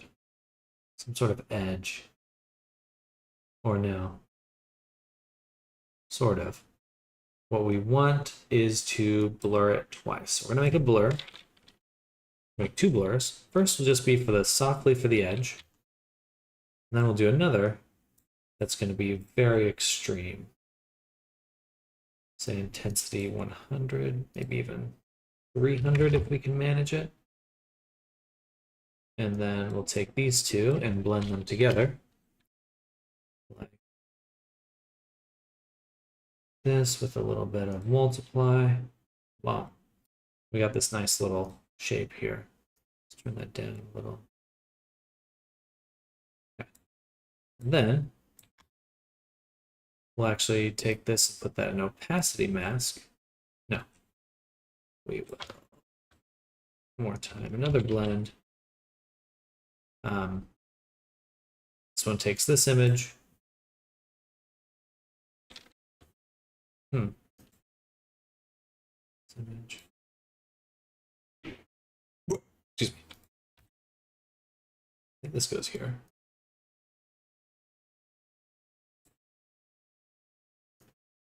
This goes into the mask. Cool. So now we have a little scale shape. And we can kind of start tiling that. Awesome. All right. So now for the tiling. Takes layers before it looks pretty. Very true. Very true. We're going to do an offset of 0.5. We're going to take that size, turn that up.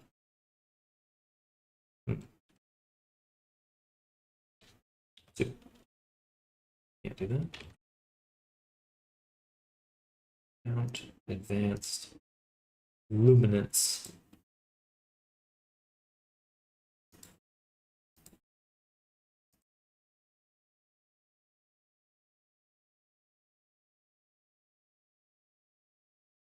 I guess we do want a vertical repeat. I don't know whatever that is. Middle split variance, that's okay. I want it to tile on top of each other. That would be great. It's kind of the whole point of the tiling.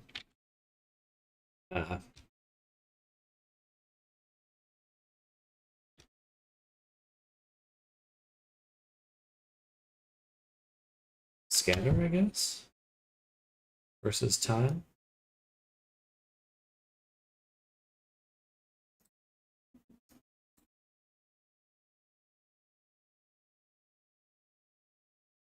It still locks? Yeah, oh, there we go. Okay. Now we're getting something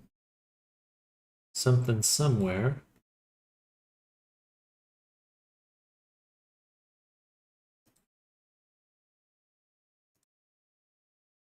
That may have been why. Background should be 0. There we go. Okay, now we're getting some tiling. Orientation, scale, position.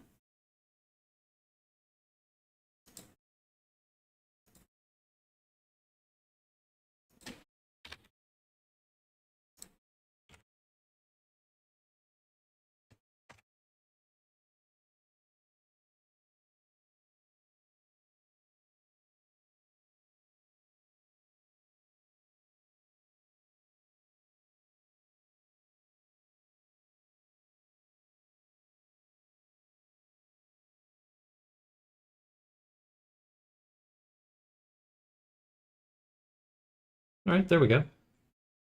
Now we're getting some. I just don't know why. I don't know why it wants to stack from bottom to top. I'd rather have it stack from top to bottom. Is that something I can change? Doesn't matter. Not really. Depth order reverse. There we go. Cool. Eggs. How dare you, Arctic? You're not wrong though. So let's just do base color with that for now. And then we'll do a height to normal. If I can type, height to normal.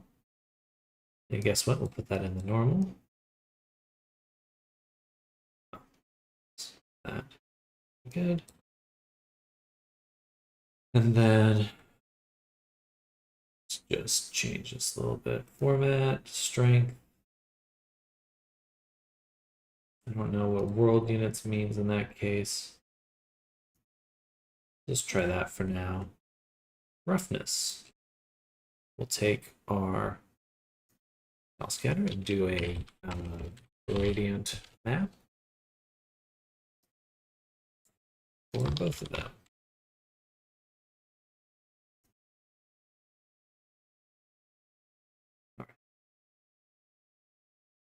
So this one, we would want the metallicness to be highest at the bottom.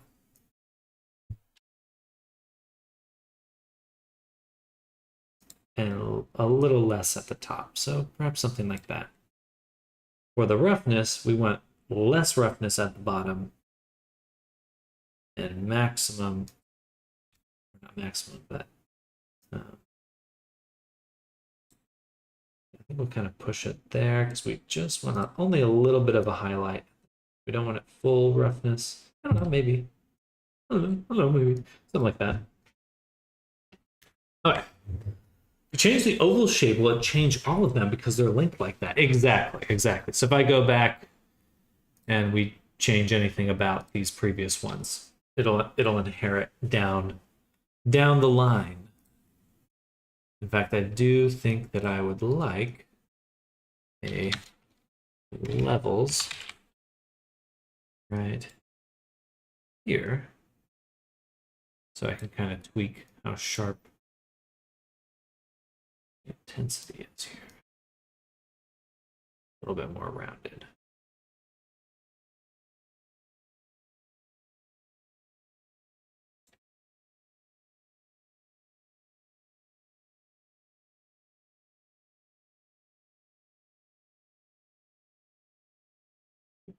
That's the wrong thing. 300, not 30. There we go. A little bit more rounded there. Gorgeous. In that case, could we like squish the bottom sides a little bit to make sort of like tight shield shape? I'll try and grab reference. Yeah, absolutely. Absolutely. Gradient map. Move this here. And put that there. Then I would like to just get rid of the rainbow color. It's kind of intense. And then here, pull up the saturation for now. Make this a little darker and make this one just a little darker still. Something right there. Maybe just a little bit darker. Actually, no, we definitely want it black. Kind of the interior spots so they pop nicely. In fact, if we could get somehow get a shadow, that would be cool. I guess I could. I'll do that in a second, but I'm pretty sure I can get a shadow under there. A little bit more taper. Ugh. All right, let me get them into Unity first. And then we'll start messing around with the shape itself.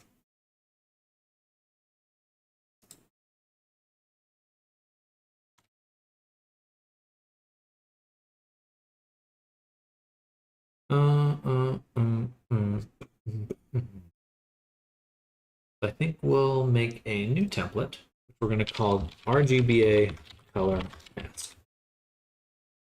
Okay. And do.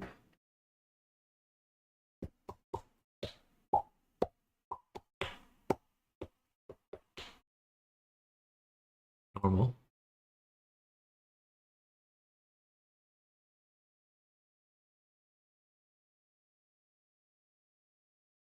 Roughness. Which is messed up, so we'll have to retweak that. And balls.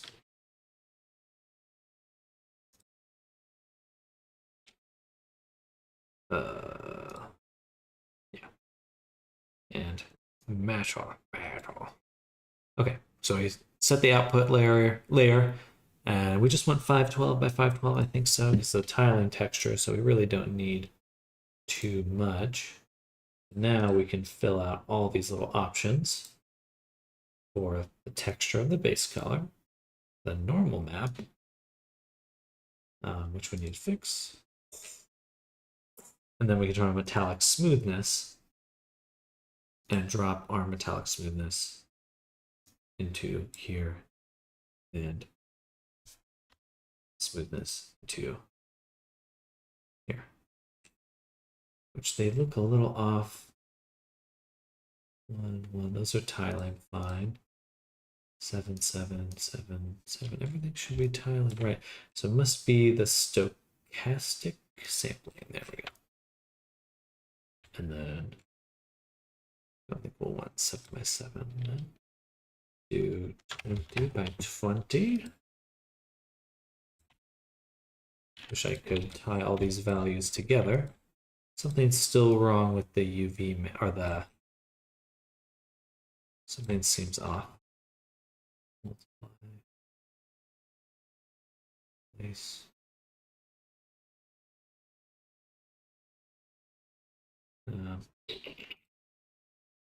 Blend. Still seems oddly. No, what's weird about it? Something feels weird. Just too strong? Hello, Fat Yoshi. Welcome back. Drama update. Everyone's friends again. Also, the group is now based around getting intoxicated. Sounds like VR chat. Sent to Discord. Obviously, sadly, it's covered up anyway. Doesn't need to be changed. Yeah, I'm curious how we're gonna make that point. That'll be very interesting. Blacks are too strong. Looks like. Yeah. I see the normal map there. Funny. All right, we'll just turn this down, I think. Okay, that is something else. 20, good. That looks a bit more like what I was expecting right here without the metallic smoothness. So it's something about our metallic and our smoothness. Metallic's good. The roughness is, oh wait. Yeah. I guess I'll leave those out because I like this look a lot better. Okay, so once again, revert these. There we go. Bam. And we'll get rid of those. There we go. Right, get rid of this one too. Bam. And that one. And now we can tile again. 40 might be the maximum value we're looking for.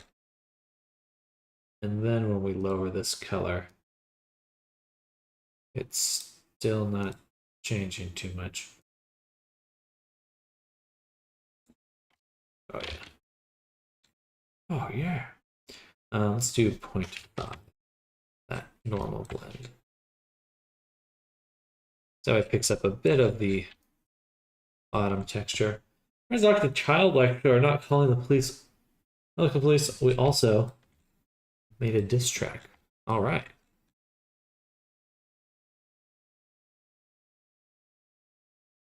Concerning. Oh, this got bumped up to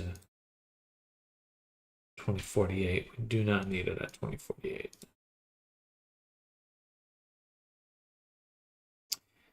All right, one last little tweak. We're going to try stochastic sampling one more time. It just looks a little weird.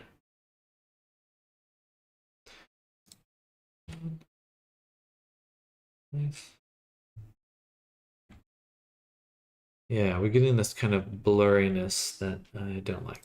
So off and off. Then I suppose we'll still want to blend it. And I would like to turn down the color to blend in the texture, but it doesn't seem to want to. Here we go. There we go. Okay, that's looking like what we want. Oh. Yes, look. Look at the scales. Gorgeous. I think we'll add a little bit of rotation variation, just pretty mildly. Just enough to kind of break up how we'll do a little bit of variance in the size, maybe like 0.1%. And then the disorder variance also be in a similar category. That's too strong, 0.1. And then maybe the size we already did. Ooh, the roughnesses. We're not even using those. They don't look good, so get rid of those two. Just these ones. Save. And then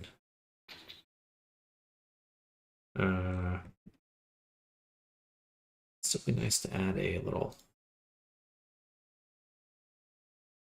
shadow. Let's just send this out for now. Export those. Boom. Yeah, that helps a lot. This gives it enough realism.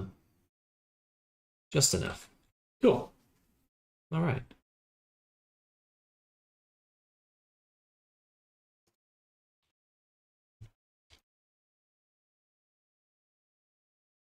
Ah, that's awesome. That feels really cool, actually.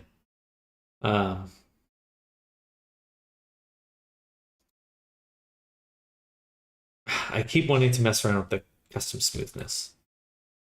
We'll give it one more shot. We'll give it one more shot. So let me back up in here. At least the roughness.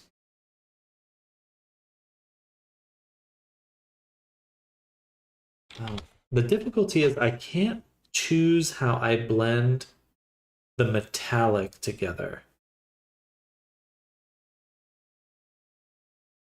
Oh, that's why they were. No, UV 0, and I can set the UV here with a custom. Okay, that's fine. That works. Then they have a fallback.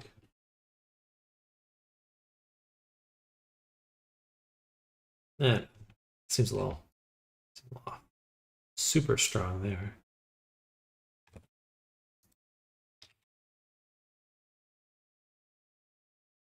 Oop.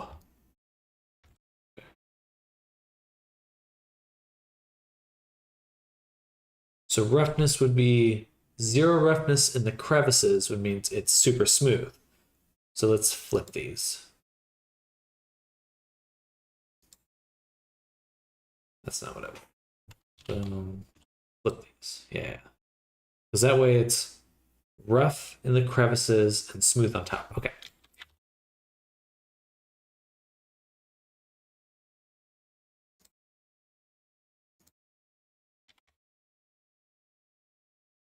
And then we can go here, take the smoothness.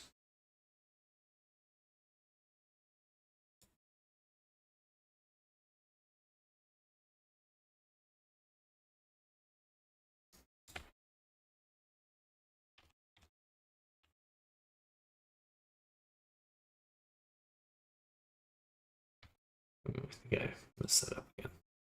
Roughness, right, because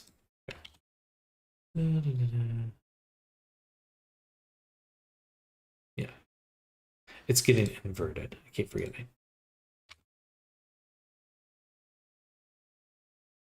All right, that does look a little bit more realistic because now the reflection on each scale is just in the center instead of, yeah. Yeah. Yeah. But you look like some famous YouTuber. I can't understand who. Someone said one time I sound like the Daily Dose of Internet guy, which not 100% sure about that. And I can't tell if I appreciate that or not.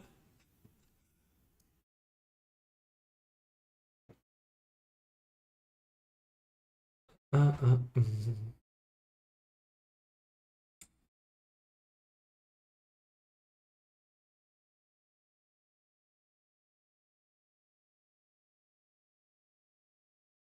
That certainly looks like fine-grained lizard skin.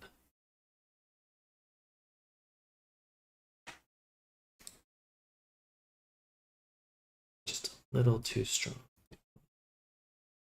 Very slightly too strong.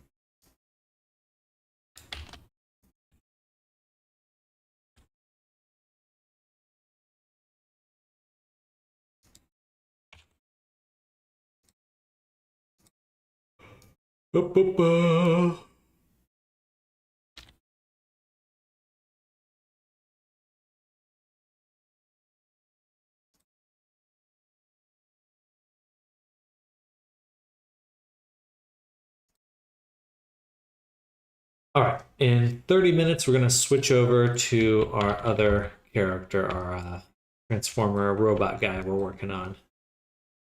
So I think we've done a decent amount of work here. I still would like a little bit more noise or something. Not 100% sure what I'm looking for. But we have all tomorrow to start tweaking them.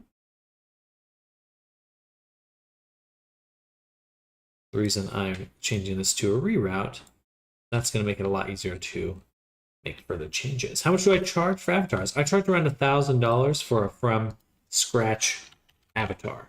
But I only work on, I prefer to work on just from scratch. So that's a little bit more of a, a lot of people work from base avatars or they have something they're already like working with. I really prefer the should be multiply the from scratch. Just suits me a little bit better, I feel. Ooh, that's noisy.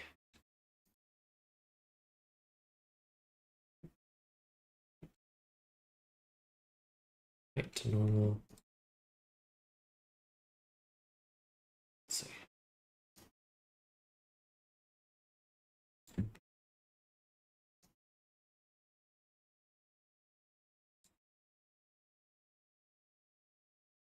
For a virtual skin, absolutely. Well, not just a virtual, it's custom. It's like fashion, just clothing. Oh man, I'm gonna pop my neck. Oh, I can feel a little catch there. Oh. I mean, I'm happy to provide the service. The difficulty is people wanting it but not having the. They're paying me because I know how to do it, not necessarily for anything else. Couture, exactly. All right, let's see if we can pinch. Actually, this would work. If we blur and levels it, then I can actually make that kind of shape, I think. I do this, and we do another levels here.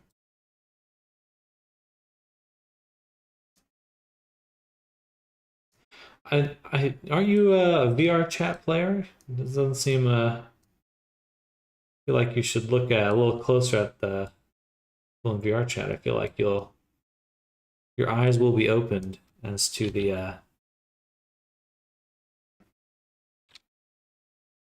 what's out there, what people are using and creating.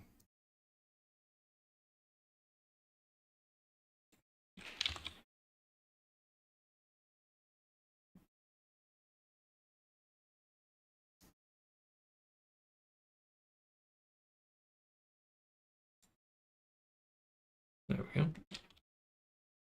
Actually, I take that back. I want to use that for the opacity mask. A little bit softer. Okay.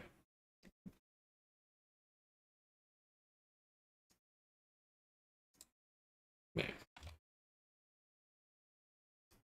A little more pointed. We can make it sharper. That would be good.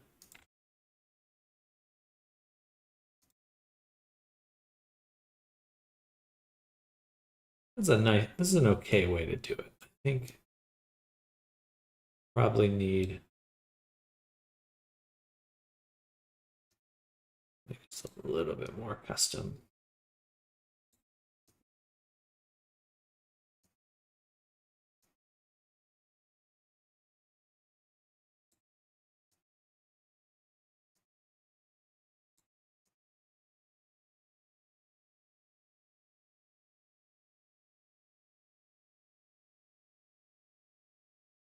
Almost. Almost. There we go. Gorgeous.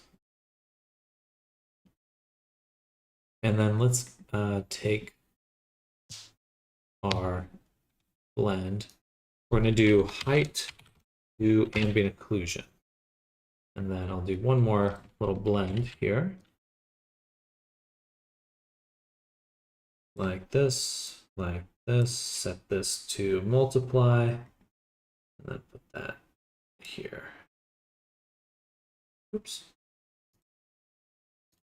View. People make money on owning virtual bars too. I mean, it's going to be huge. Like, I think VR is kind of in a place where it's still growing, but video games make way more money than movies. Not just a little bit more money. They make way more money. And movies make a lot of movie. The movies make a lot of money. I suppose it's both ways, but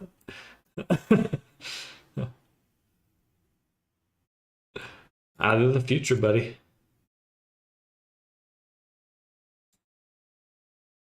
And why do I need this one? Just no, I want it to be a little bit softer. Multiply. Oh, the opacity got turned down.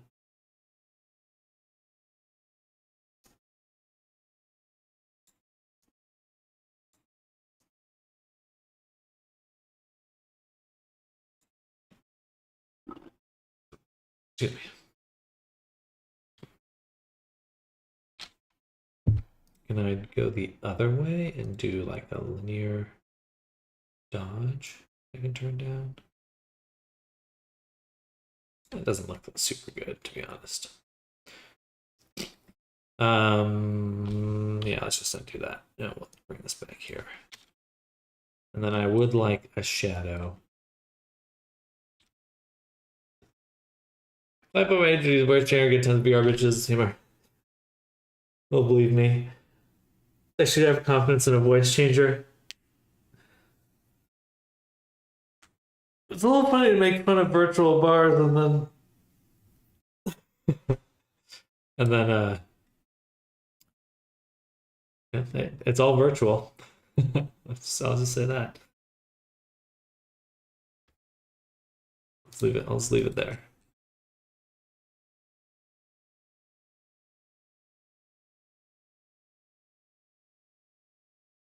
I wish that this looked a little bit better. I do have a second UV map. I can always change that. Okay, let's go back to Blender and go to our baking view. And in these objects right here, let's make sure our mirror U is turned off. It is. Okay, so why are we getting this crunchiness right here? Oh no, so our eyeballs are way off the map. Eyeballs are off the map.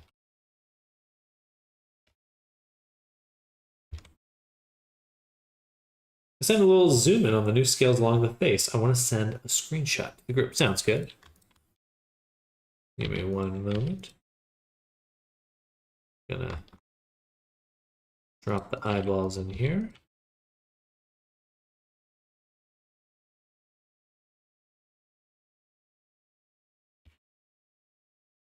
And we'll export this to the bakes. What are we on? This is the low poly. I don't want to bake it there, and I want to bake it here. All we did was change the UV maps so we can export just the low poly. Okay. Bakes low poly. Boom. Save. Boom. Here, refresh.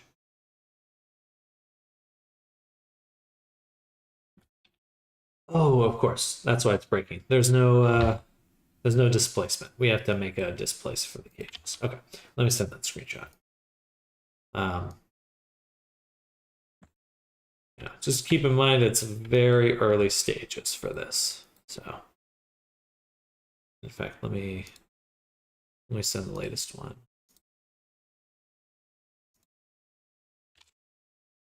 Then we can go make sure this is rebaked.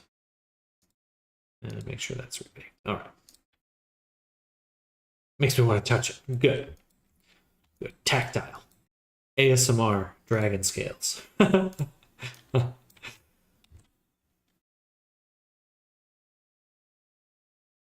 We'll probably have it, have it a little bit more like this, where it's just slightly blended in.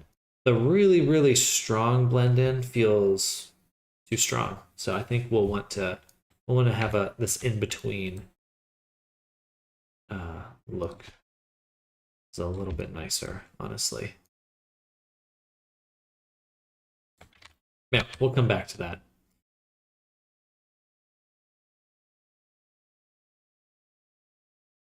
And let's go back to our baker over here. Let's save that mode, bake, and bake.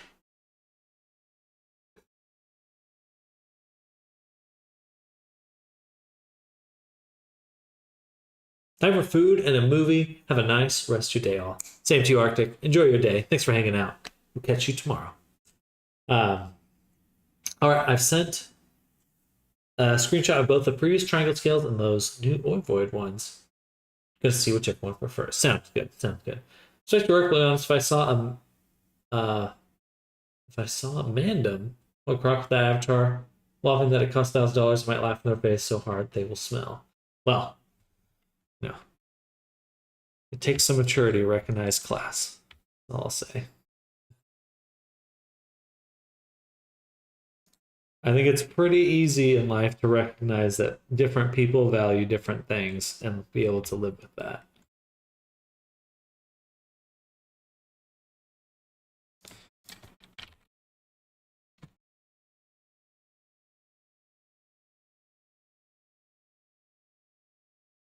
And do that.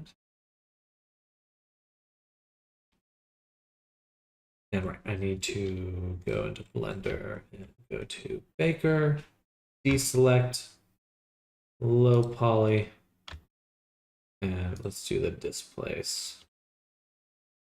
And we're gonna go ahead, object, blink, transfer, vertex groups, data type. We want to do active layer to source by name. Okay, so that should have created the displace group on all of these. And then I can do weight paint. There we go. It's better doing how hard to grind, but the actual fans walk around pixels they pay $1,000 for is mad. Hey, I'm asking you to chill out with that, Yoshi. You don't have to understand something to respect it. Someone said, Yoshi, I'm gonna put you in a timeout, Yoshi, if you don't chill out. Just you're coming in here and I mean, you're basically talking bad about my clients. I can't have that.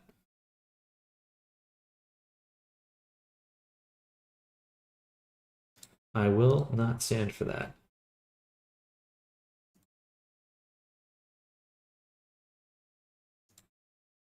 It's good. It's good. You know? I think it's always a little disappointing to be on a Monday. I'd rather be chilling.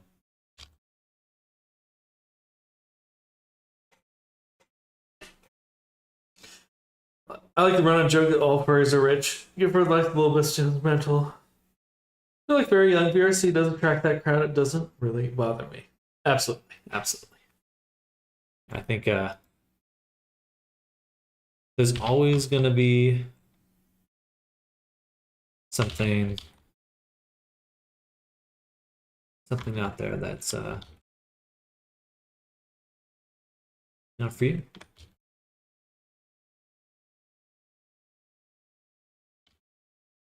I need to tweak the page here. Oh yeah, the claws too. These are displacing, so why is it? Oh, you know what? It must have been after I transferred it. Okay, that makes sense. Got school so I can drink till 4 a.m. again. You gotta give your liver a break. That's the cage we're exporting.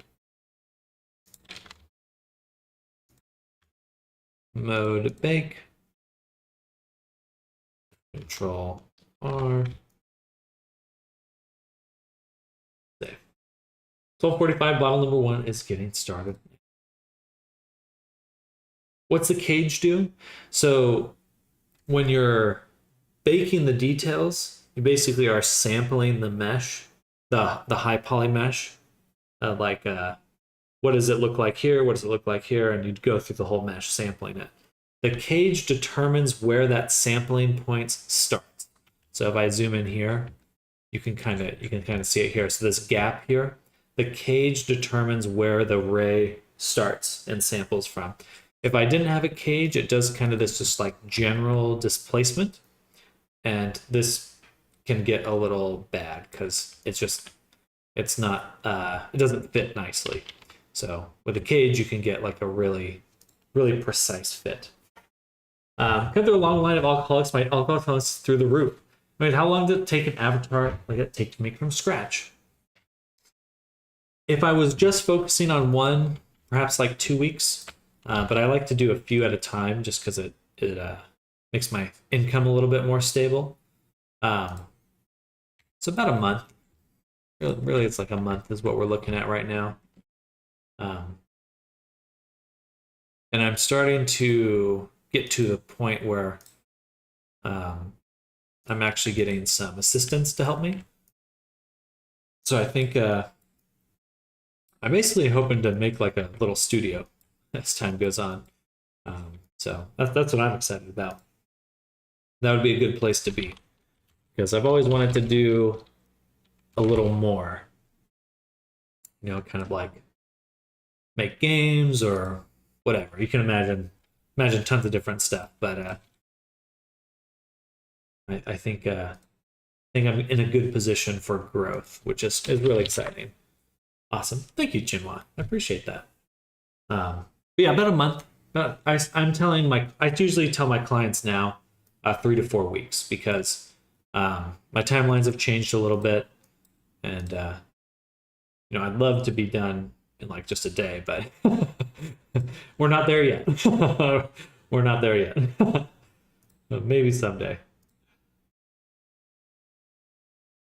Set this to roughness, metallic, and the roughness up. Cool. And then also set this one to replace.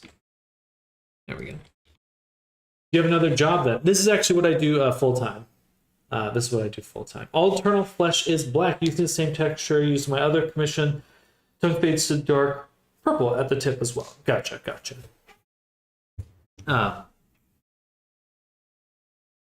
Oh, I want to pop my back. I feel the need. I've been sitting for so long these last few weeks. I'll really have to. I gotta stretch more. It's important. But no, I do this full time. And I've been doing it for about coming on 4 years now. So I'm pretty bad with time, but I've been doing it for a while. And I love it. It's super fun. I think I've done a lot of different kind of freelance work over the years, but really this is the kind of work that I wake up excited to do. And I feel lucky because I've certainly had jobs that I hated. As we all do. I mean, who doesn't have a job that they hate? But I think, or who hasn't had a job that they hate? But I'm really feeling like I'm in a good spot right now.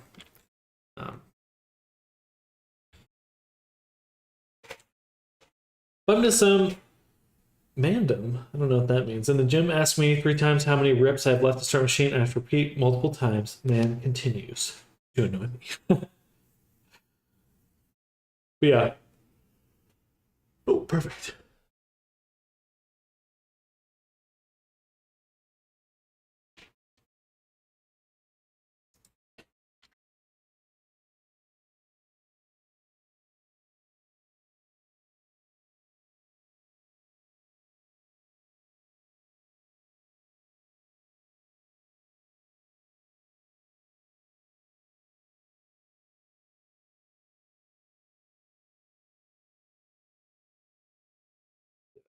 Where did I put that?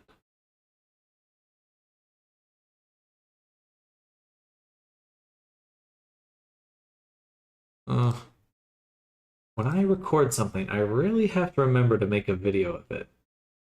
Oh no, I sent it as a clip. Which means I saved it on Twitch. Anyways, he left. Well, gotta get those reps in, I suppose. I've been doing a lot of running lately. My calves are like maybe 3 times the size they were a year ago. It's kind of insane, actually.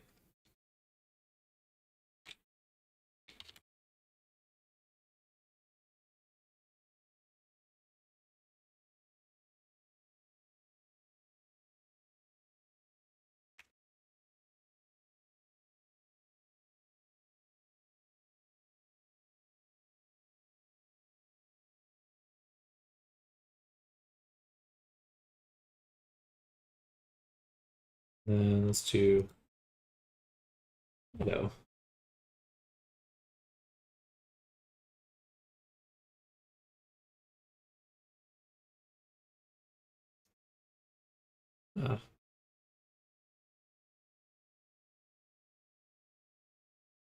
This one, ish. We're gonna add a little bit of a shadow onto the eyeball. Actually, let me duplicate that. We'll call this one eye. The YouTube isn't letting me say the word shank. Probably I mean, you just set it there, so assuming it's fine.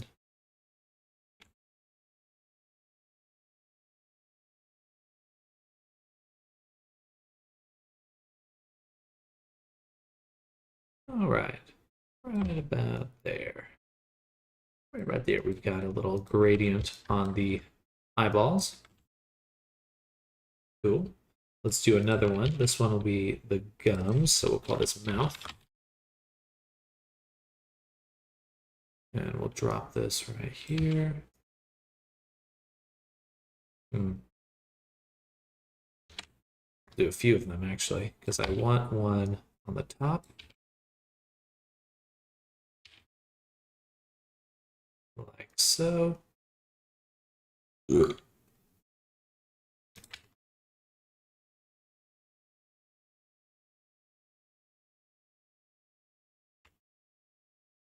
And put that right there.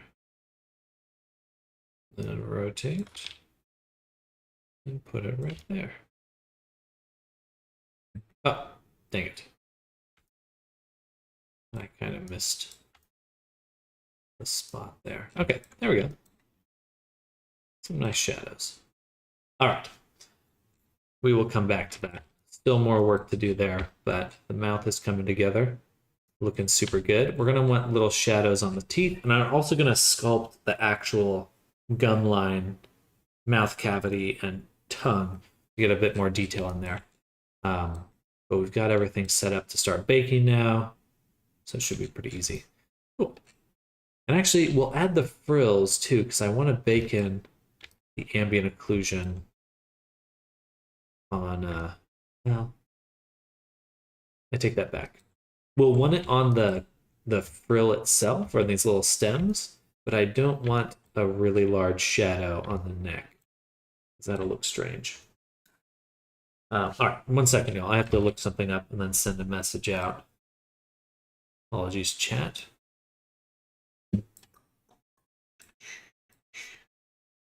Bacon as in a cake, and we get some chocolate coating on it.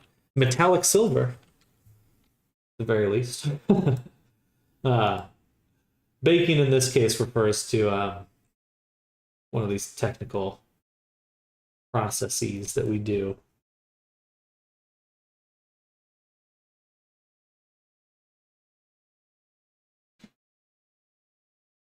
Are these clips in order? How do I do this? Top 30 days, I guess. Interesting. Are other people clipping it? Oh, that's cool. I didn't even know people were clipping it. Oh no, I made it a highlight. It wasn't a clip. I made a highlight. I want to see my highlights.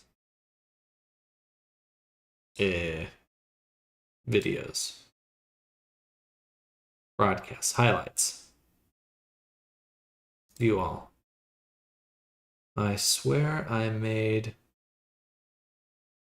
a one for the face tracking.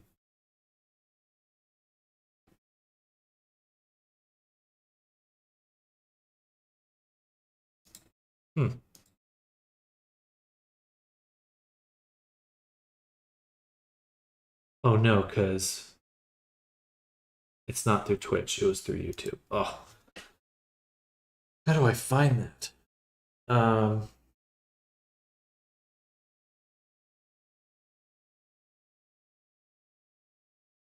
Let's see. I go to my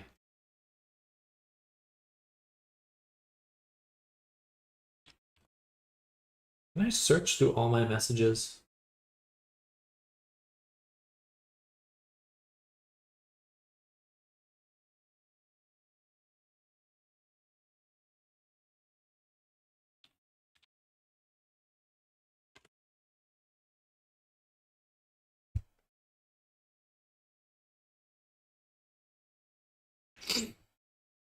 You look like an American version of Max Bosch.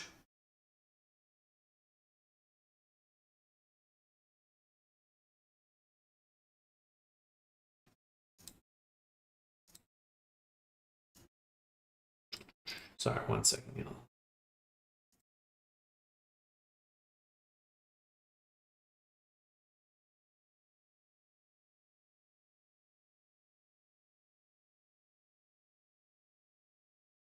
Huh. For some reason it does not like Google Image does not like. I suppose I see that. The glasses definitely help. He looks a little bit more like a baby than I do, but I see the resemblance there. I could be his older brother. What about the back to tank toggle animation? What function? Um,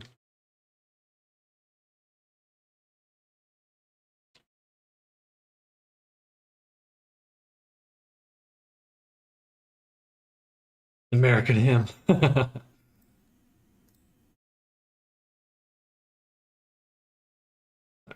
Everyone.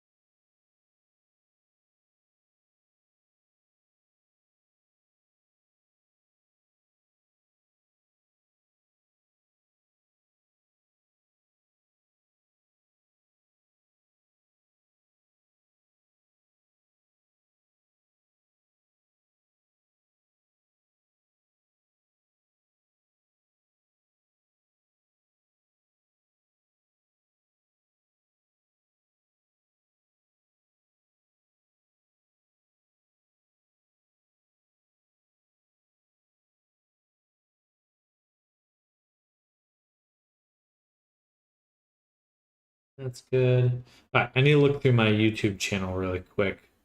I'll just do that here. I keep closing Chrome. Um,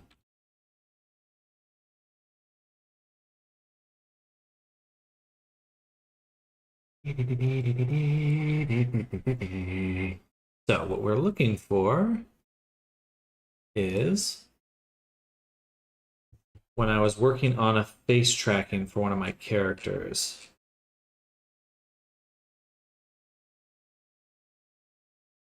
Basically, I had a Minotaur character I was working on a little bit further back. Should be in the next section, next chunk. Maybe not. Oh, that's.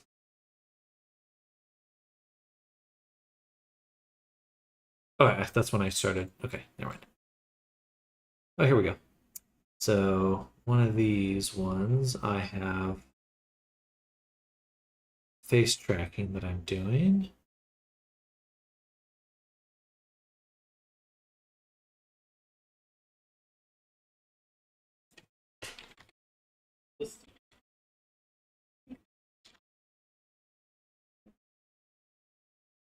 Be right back.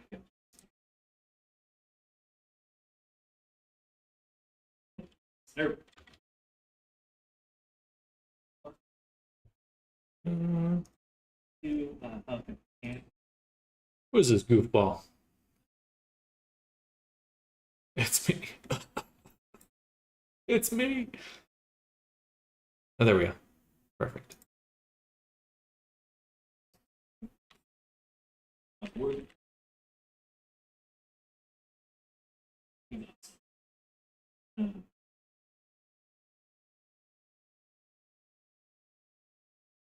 Worthy Kids, I think is really, really amazing.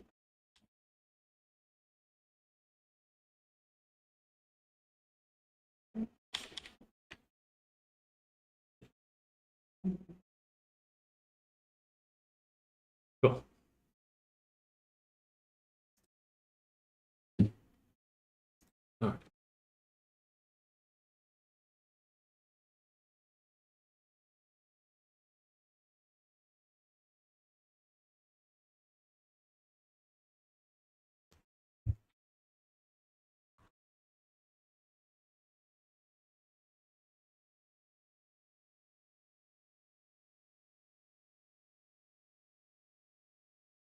All right. So we're going to take a break from working on Dragone for now. A lot more to do, but we're going to come back to him a little bit later. Need to fix up the little bit of crispiness right there. It's looking super sharp, though. Very pleased with the results we have so far. But we're going to switch over to our transformer character. And let's make a backup copy. Baking. And we'll go ahead and open up Bolette. So that's who we're going to work on now. Transformers character. Looks super cool. We basically finished the legs already. I'm liking. Now we need to start working on the upper arm. And yeah, we're going to try to finish the arm today. Yeah. Now for the arm, this part looks quite rounded. Do we think that this part's rounded too? It looks a little sharper here, but maybe they're both rounded. Also, the group may like the triangular scares you showed earlier. I did tell them the other one wasn't finished yet, though. That's totally fine. If we want to switch back to triangular, that's fine. I just needed to make my own way to make it, to adapt it. So, but if we want to do a triangular shape, that's totally reasonable. Triangular. I think we are going to make these tube-like. Oh, I see. They come down onto the piece here. Gotcha. Yeah, so these need to be redone. We'll do that in a second. Excuse me.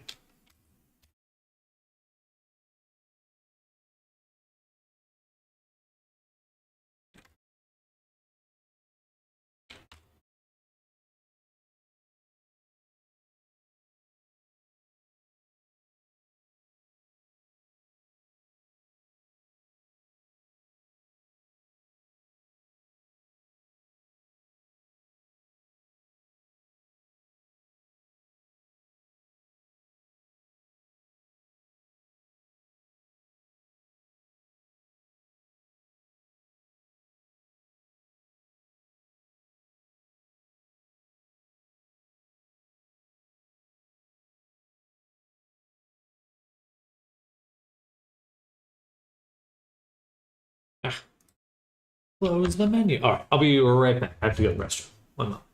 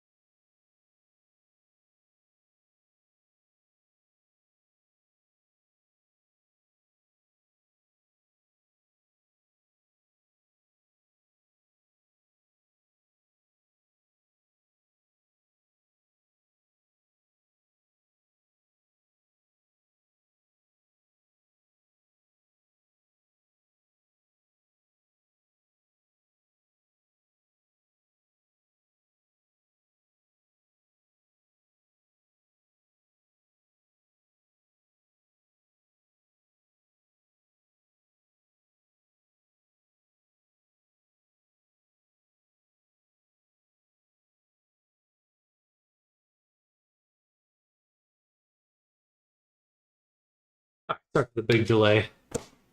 My tummy. Okay. All right, let's finish up these arms. Move on. My dum-dum.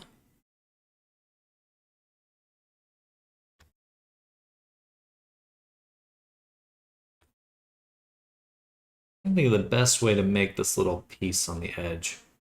So now that I'm really looking at these, I think these are cylinders. I'm more interpreting these as cylinders with kind of this plate on the edge. That's how I'm thinking of them now.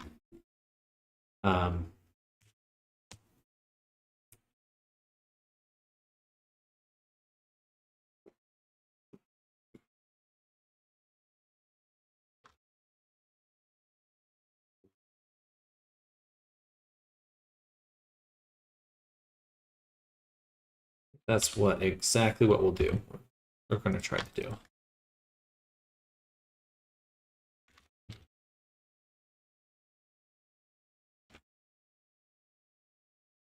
Okay.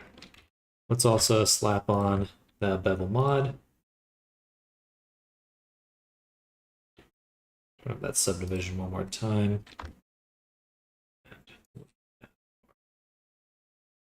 Yeah, nice. Yeah, nice.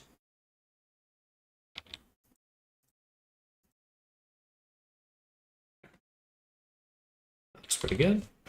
We'll also want to cut out these shapes. So we're going to apply the subdivision.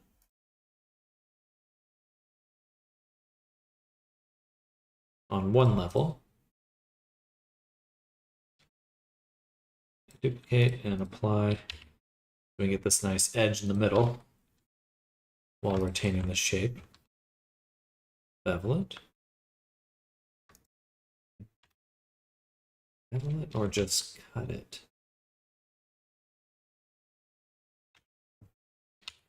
So it's still pretty rounded.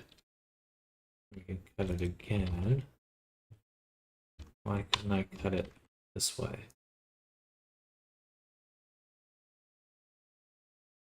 Huh? Weird. There we go. Just misclicked. Okay. Because I want to delete these edges right here.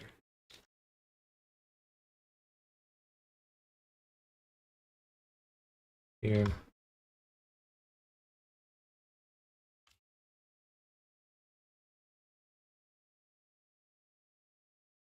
Yeah. Perfect. Now, put a cursor here. Take this.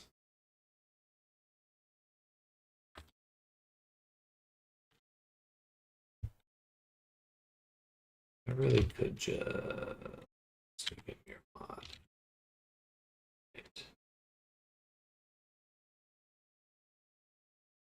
Here on the y-axis, like so. Is that way I'm not doing this a bunch of times in a row.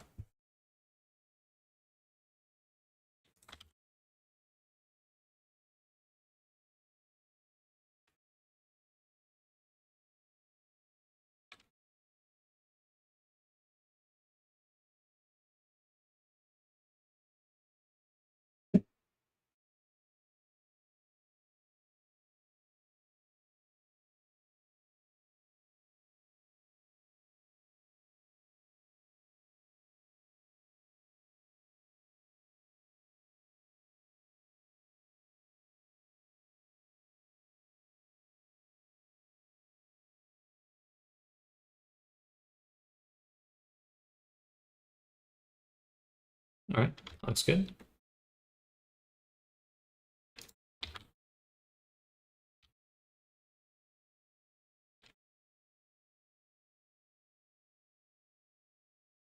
Bridge again. That should be fine. Close these up and bridge increase. crease. A little lumpy there. I just missed creasing it. All right. Yeah, there we go. Nice.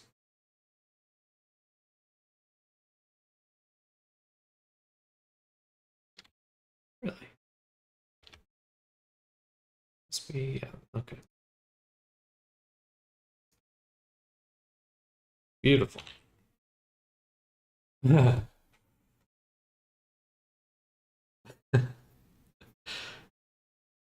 Funny. It's the wrong way. Okay, we will apply this mirror. Take this section right here, put the cursor in the middle. We will then take this whole spot right here and just separate it. Okay. Then on the x-axis, we'll rotate it Rx 90 degrees, and then recombine it. And now, I believe I can just select the boundary loop and bridge with merge. Okay, easy fix, thankfully. All right, so now we can kind of put this over here, maybe making this a little bit bigger. So we get a nice fit. Let's see.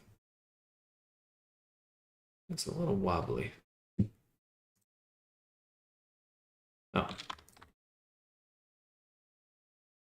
That'll help. And then I think we'll also put a cursor right here, take these and move them out.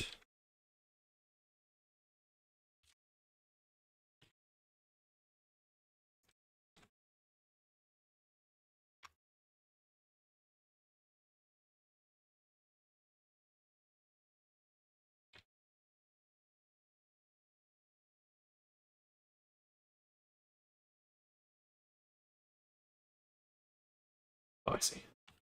It's just not lining up. There we go. Love it. Powerful. We'll actually put it or something. Maybe just, yeah, it looks good. That looks really good. Okay. So now I want this paneling. To start, we're just going to separate what we have, which would be kind of this chunk right here.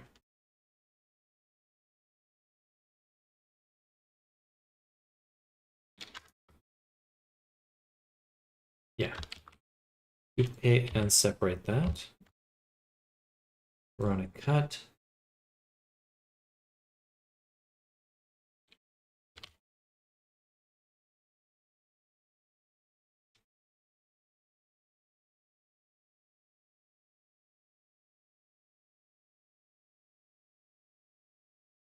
Don't need this.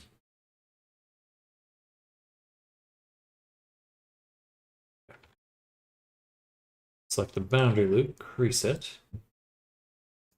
Put up some bevel weight on there too. Copy this over, even though we don't need it just yet. And most importantly, we're going to add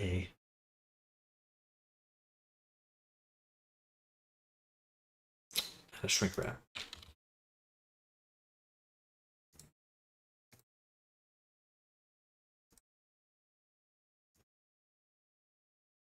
And a solidify. I already have a bevel. So something like that. Take a point to solidify the other way.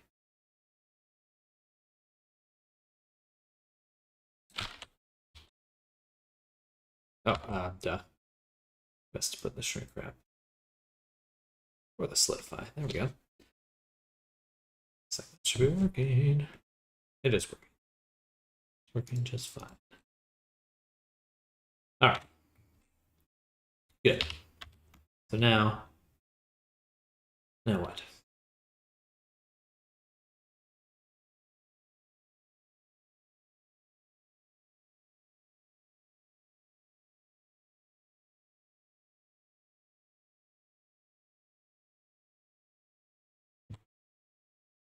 Move those over.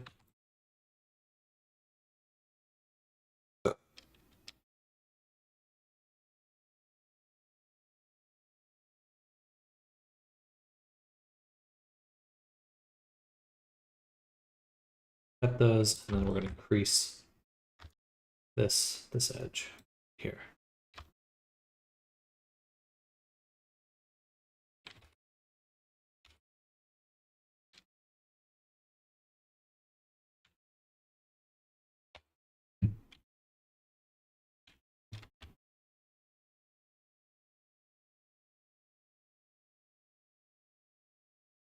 Just make sure our bevel is set to weight. It is. Why does it look so lumpy? It's because we need one more level of subdivision on the lower object. And I think for these, we can just go ahead and crease them, ensure that they're sharp. Okay, that looks really good. Let's make it thinner.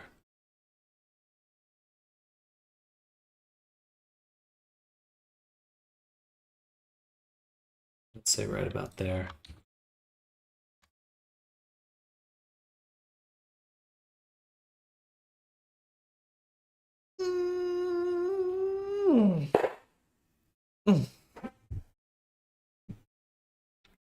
Yeah, I think the rounded is going to look a lot better.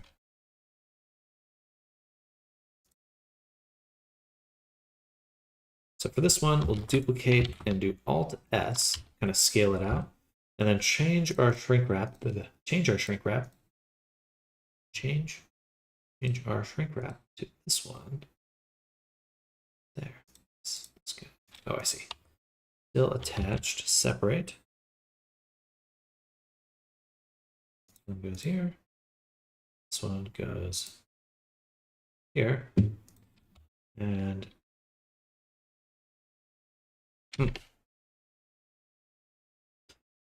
is the white chunk raised, or I think the darker chunk is a little like it's like a shell, like a layered shell. That's what it looks like to me. So we'll do this one. Select this outer section and just at least bring it in. Yeah, let's delete it. Let's delete it.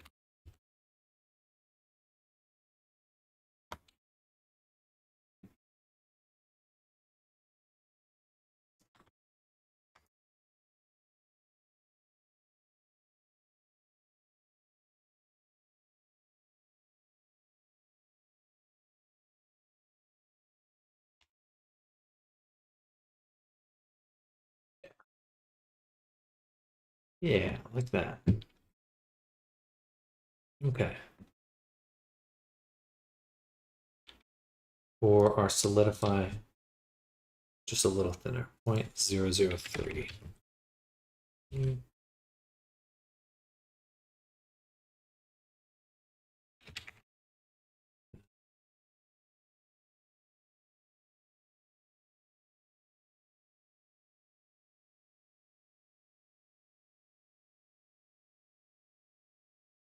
Okay, I think that's pretty cool.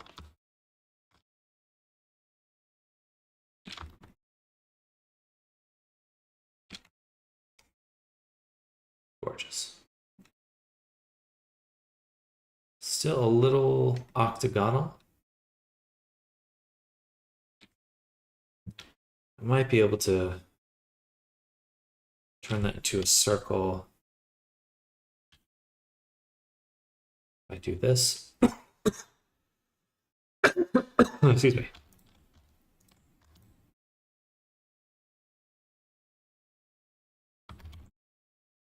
Yeah. Nice. Okay. Good.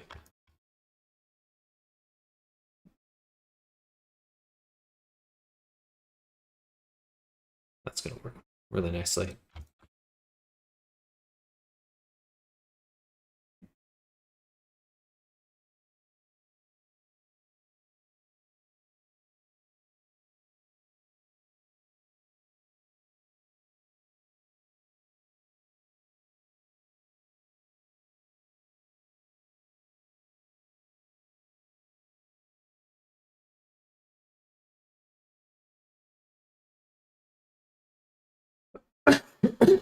Excuse me.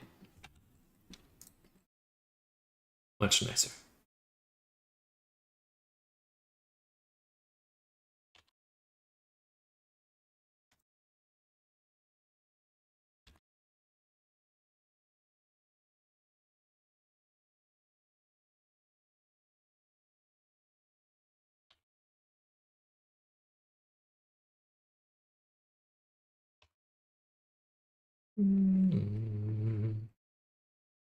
Still kind of chunky.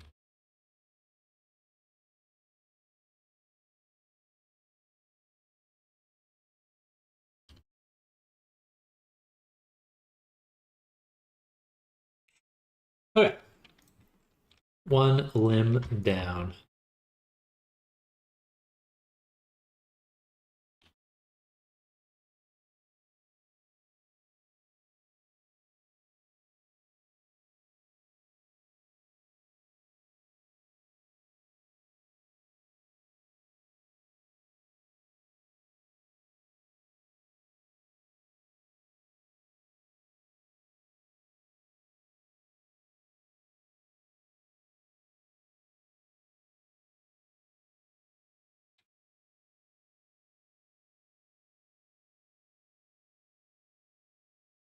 I have 35.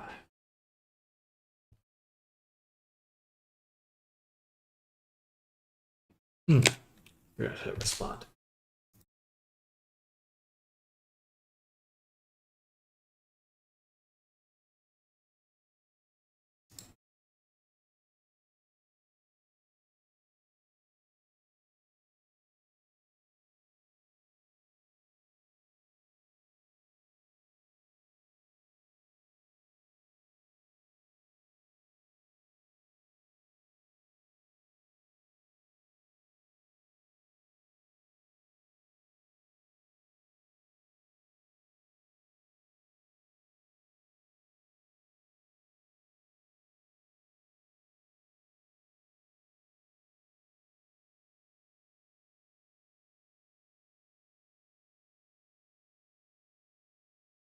Chinwa, do you think mechs or solid bodies are easier to make? Definitely solid bodies. For me, anything organic feels a lot easier to manipulate. Hard surface just requires precision. There are some tools that I'm very excited to work with. I don't know when they're coming out, but there's a this tool called Blender SDF, which stands for, actually I have no idea what SDF stands for, but basically it like allows you to kind of blend a bunch of shapes together, like a kind of like how Boolean modifiers work, but a lot faster and a lot simpler.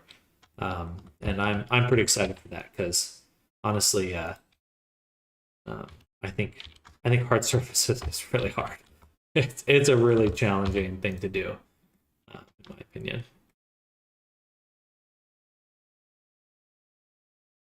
Because I think making the models not as bad, but when you want to take that model and bring it into a game engine, you have to do retopology. That's when it gets really tough.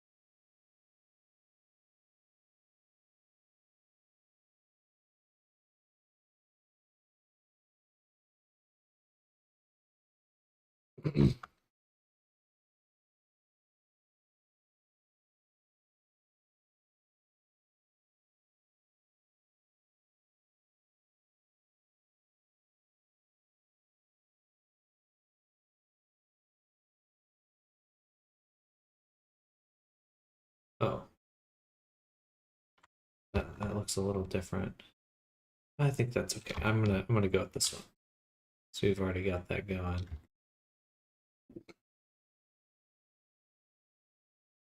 It might have like a little wing on the side. Okay, we'll come back to that.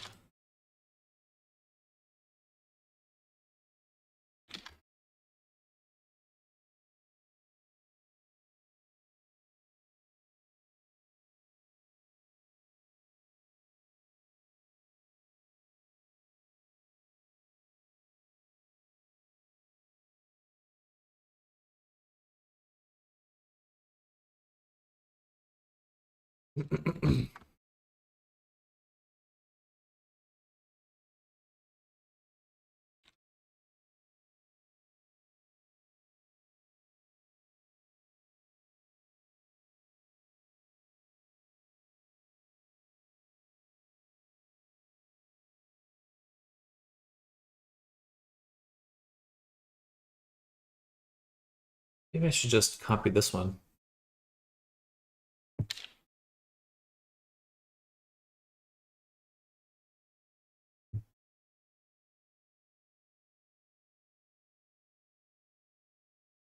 It's more of like a ball joint here.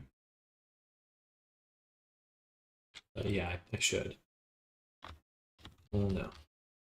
Yeah, we'll just remake it. Okay, grid fill. And then this probably would have been the easier way to do it this time.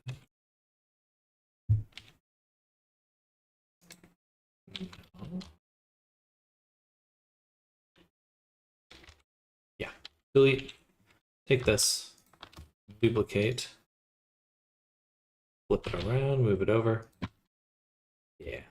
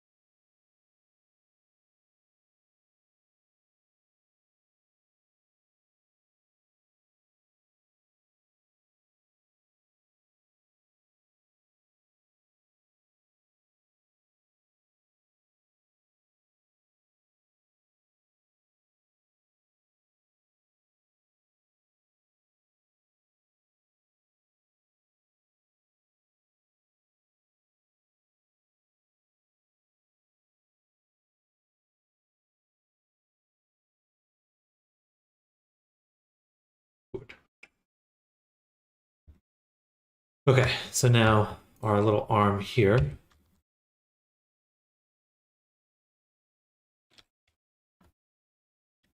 It's got this paneling. I think what I'll do is take this, remove this, duplicate and separate, and then take the outer edge, crease it, bevel it, and then we just want to add a solidify to our mesh that will all push out this way.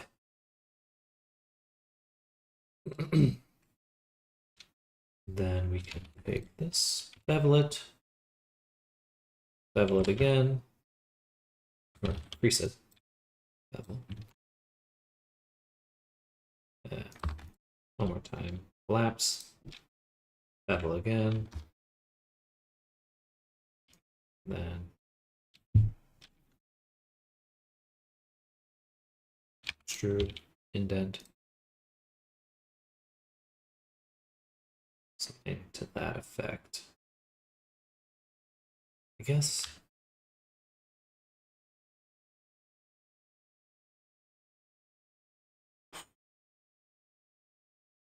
a little goofy to do, but I think I'd rather do something like this where we actually fill in that with a separate object. Because that way we can mask out the selection a little bit easier later on.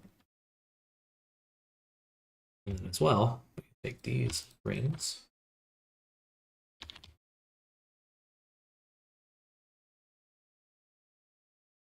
And just kind of bring them back up to the surface. Maybe even close them off so we get a nice little edge right there.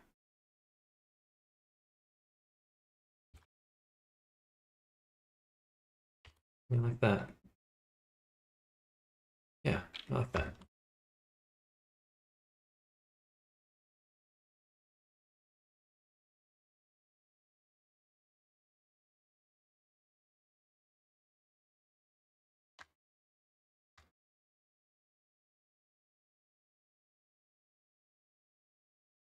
Ooh, I feel a little nauseous. I have only eaten candy today for the most part, so I suppose that shouldn't come out as a surprise, but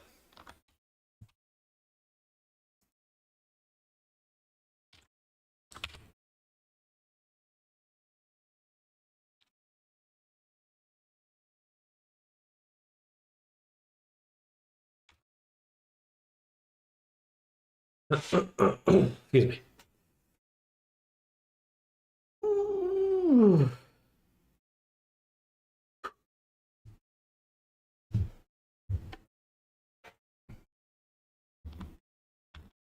We're getting pretty close to done with this guy, actually. I think we'll have him done by Friday.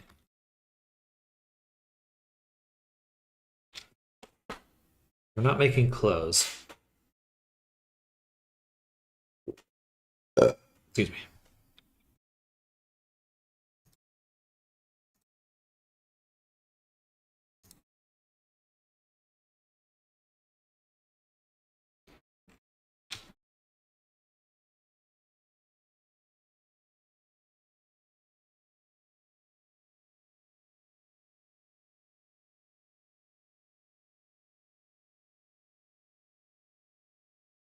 Don't worry that they intersect there.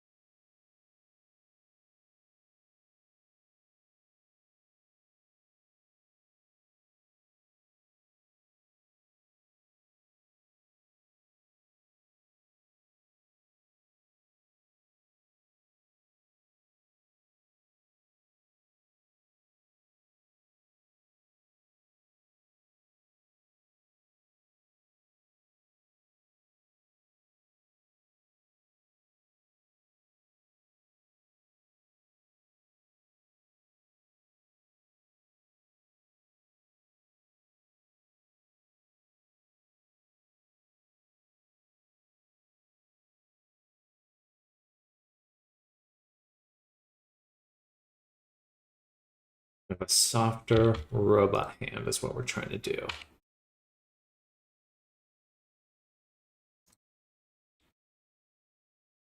Just slightly.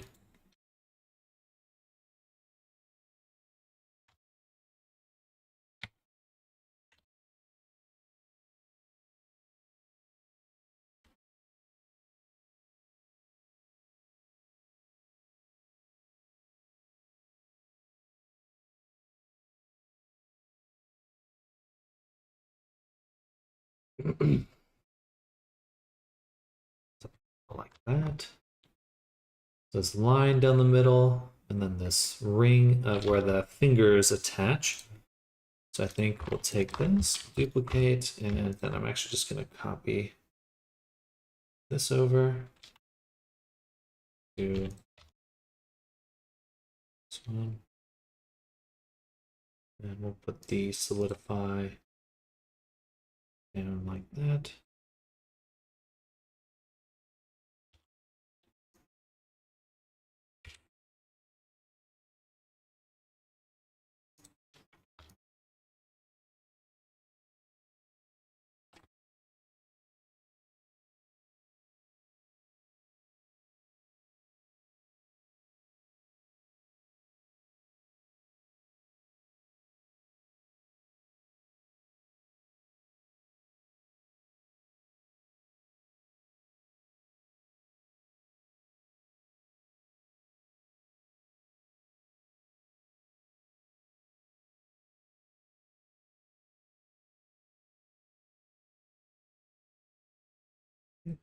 Good stuff.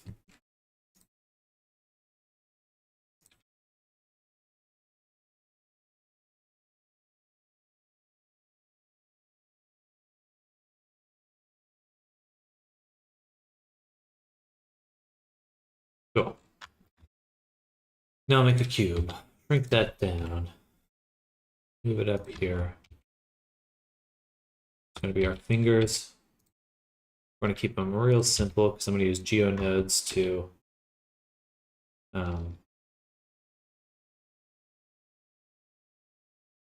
make it simple.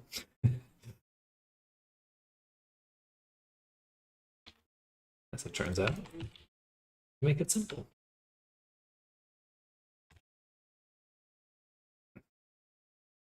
I'm going to add a subdivision surface. Take the back, crease it, so bevel it. In fact, every loop we will bevel and crease. Yeah. And then, excuse me.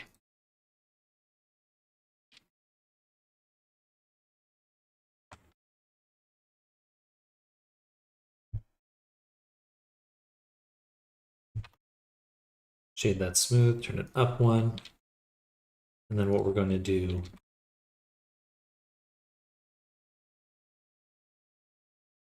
is I want this edge that we've created here, this split.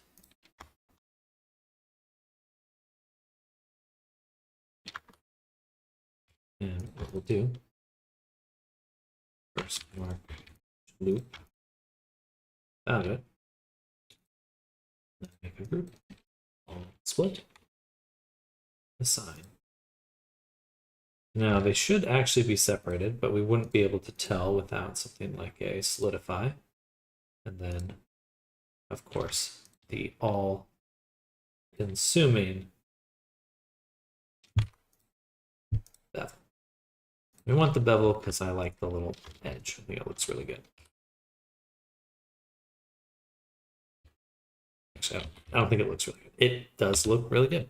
So I don't just think that. I know that.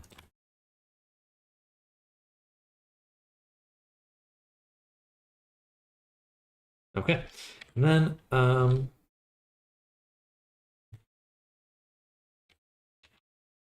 we're going to do Alt-D duplicate.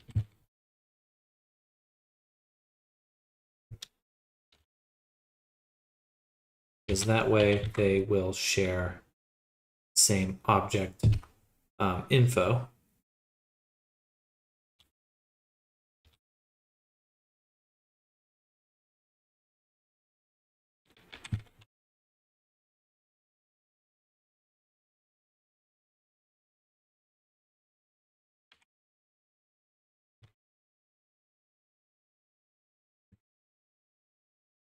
like so. Oh, my apple. And lastly, one more of these for the thumb.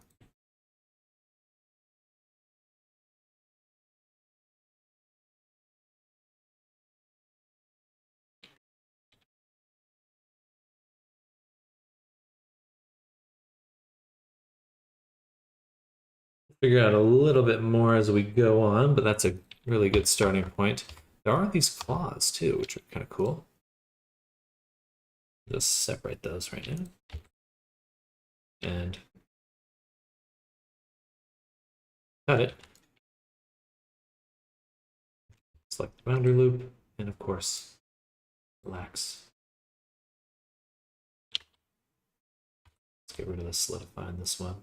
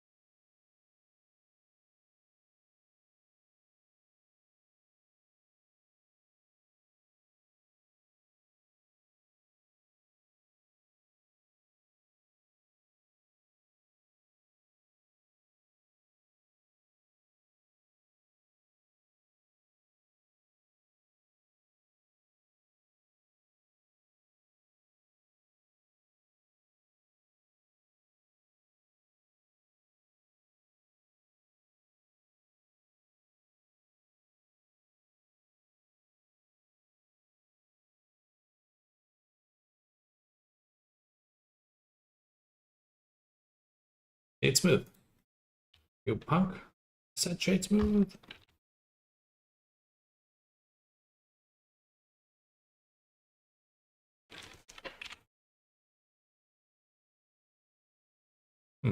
It doesn't want to shade smooth for some reason. Must be the bevel. The geonode. The geonode. Oh, of course, because I have a split. So let's just get rid of the geonode. Makes sense. Okay.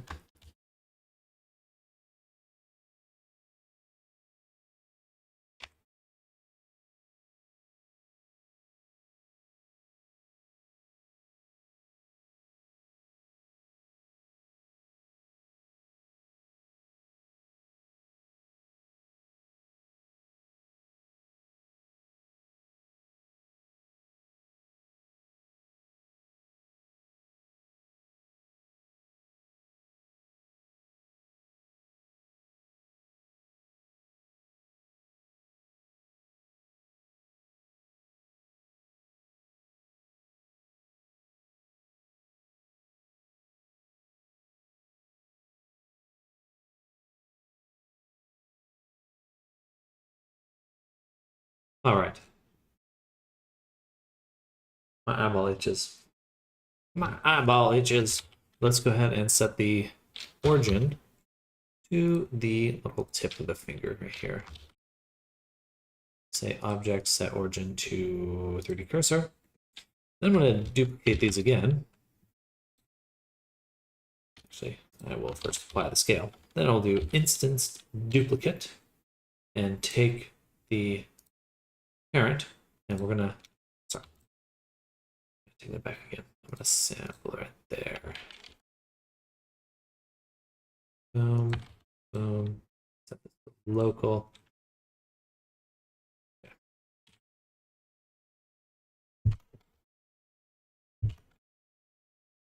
And then boom, boom, boom, boom.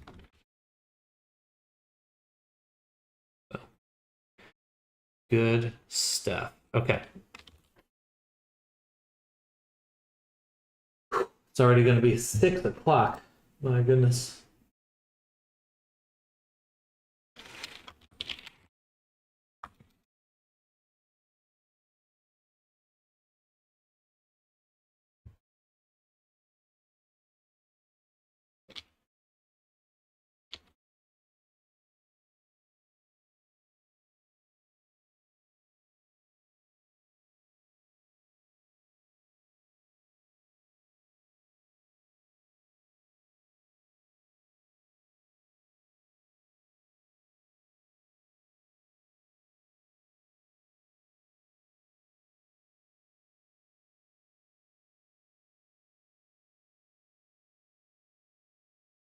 All right, we're going to call it there. I think I'm starting to lose focus, so.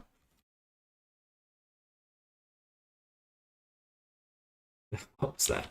That's not what I meant to type.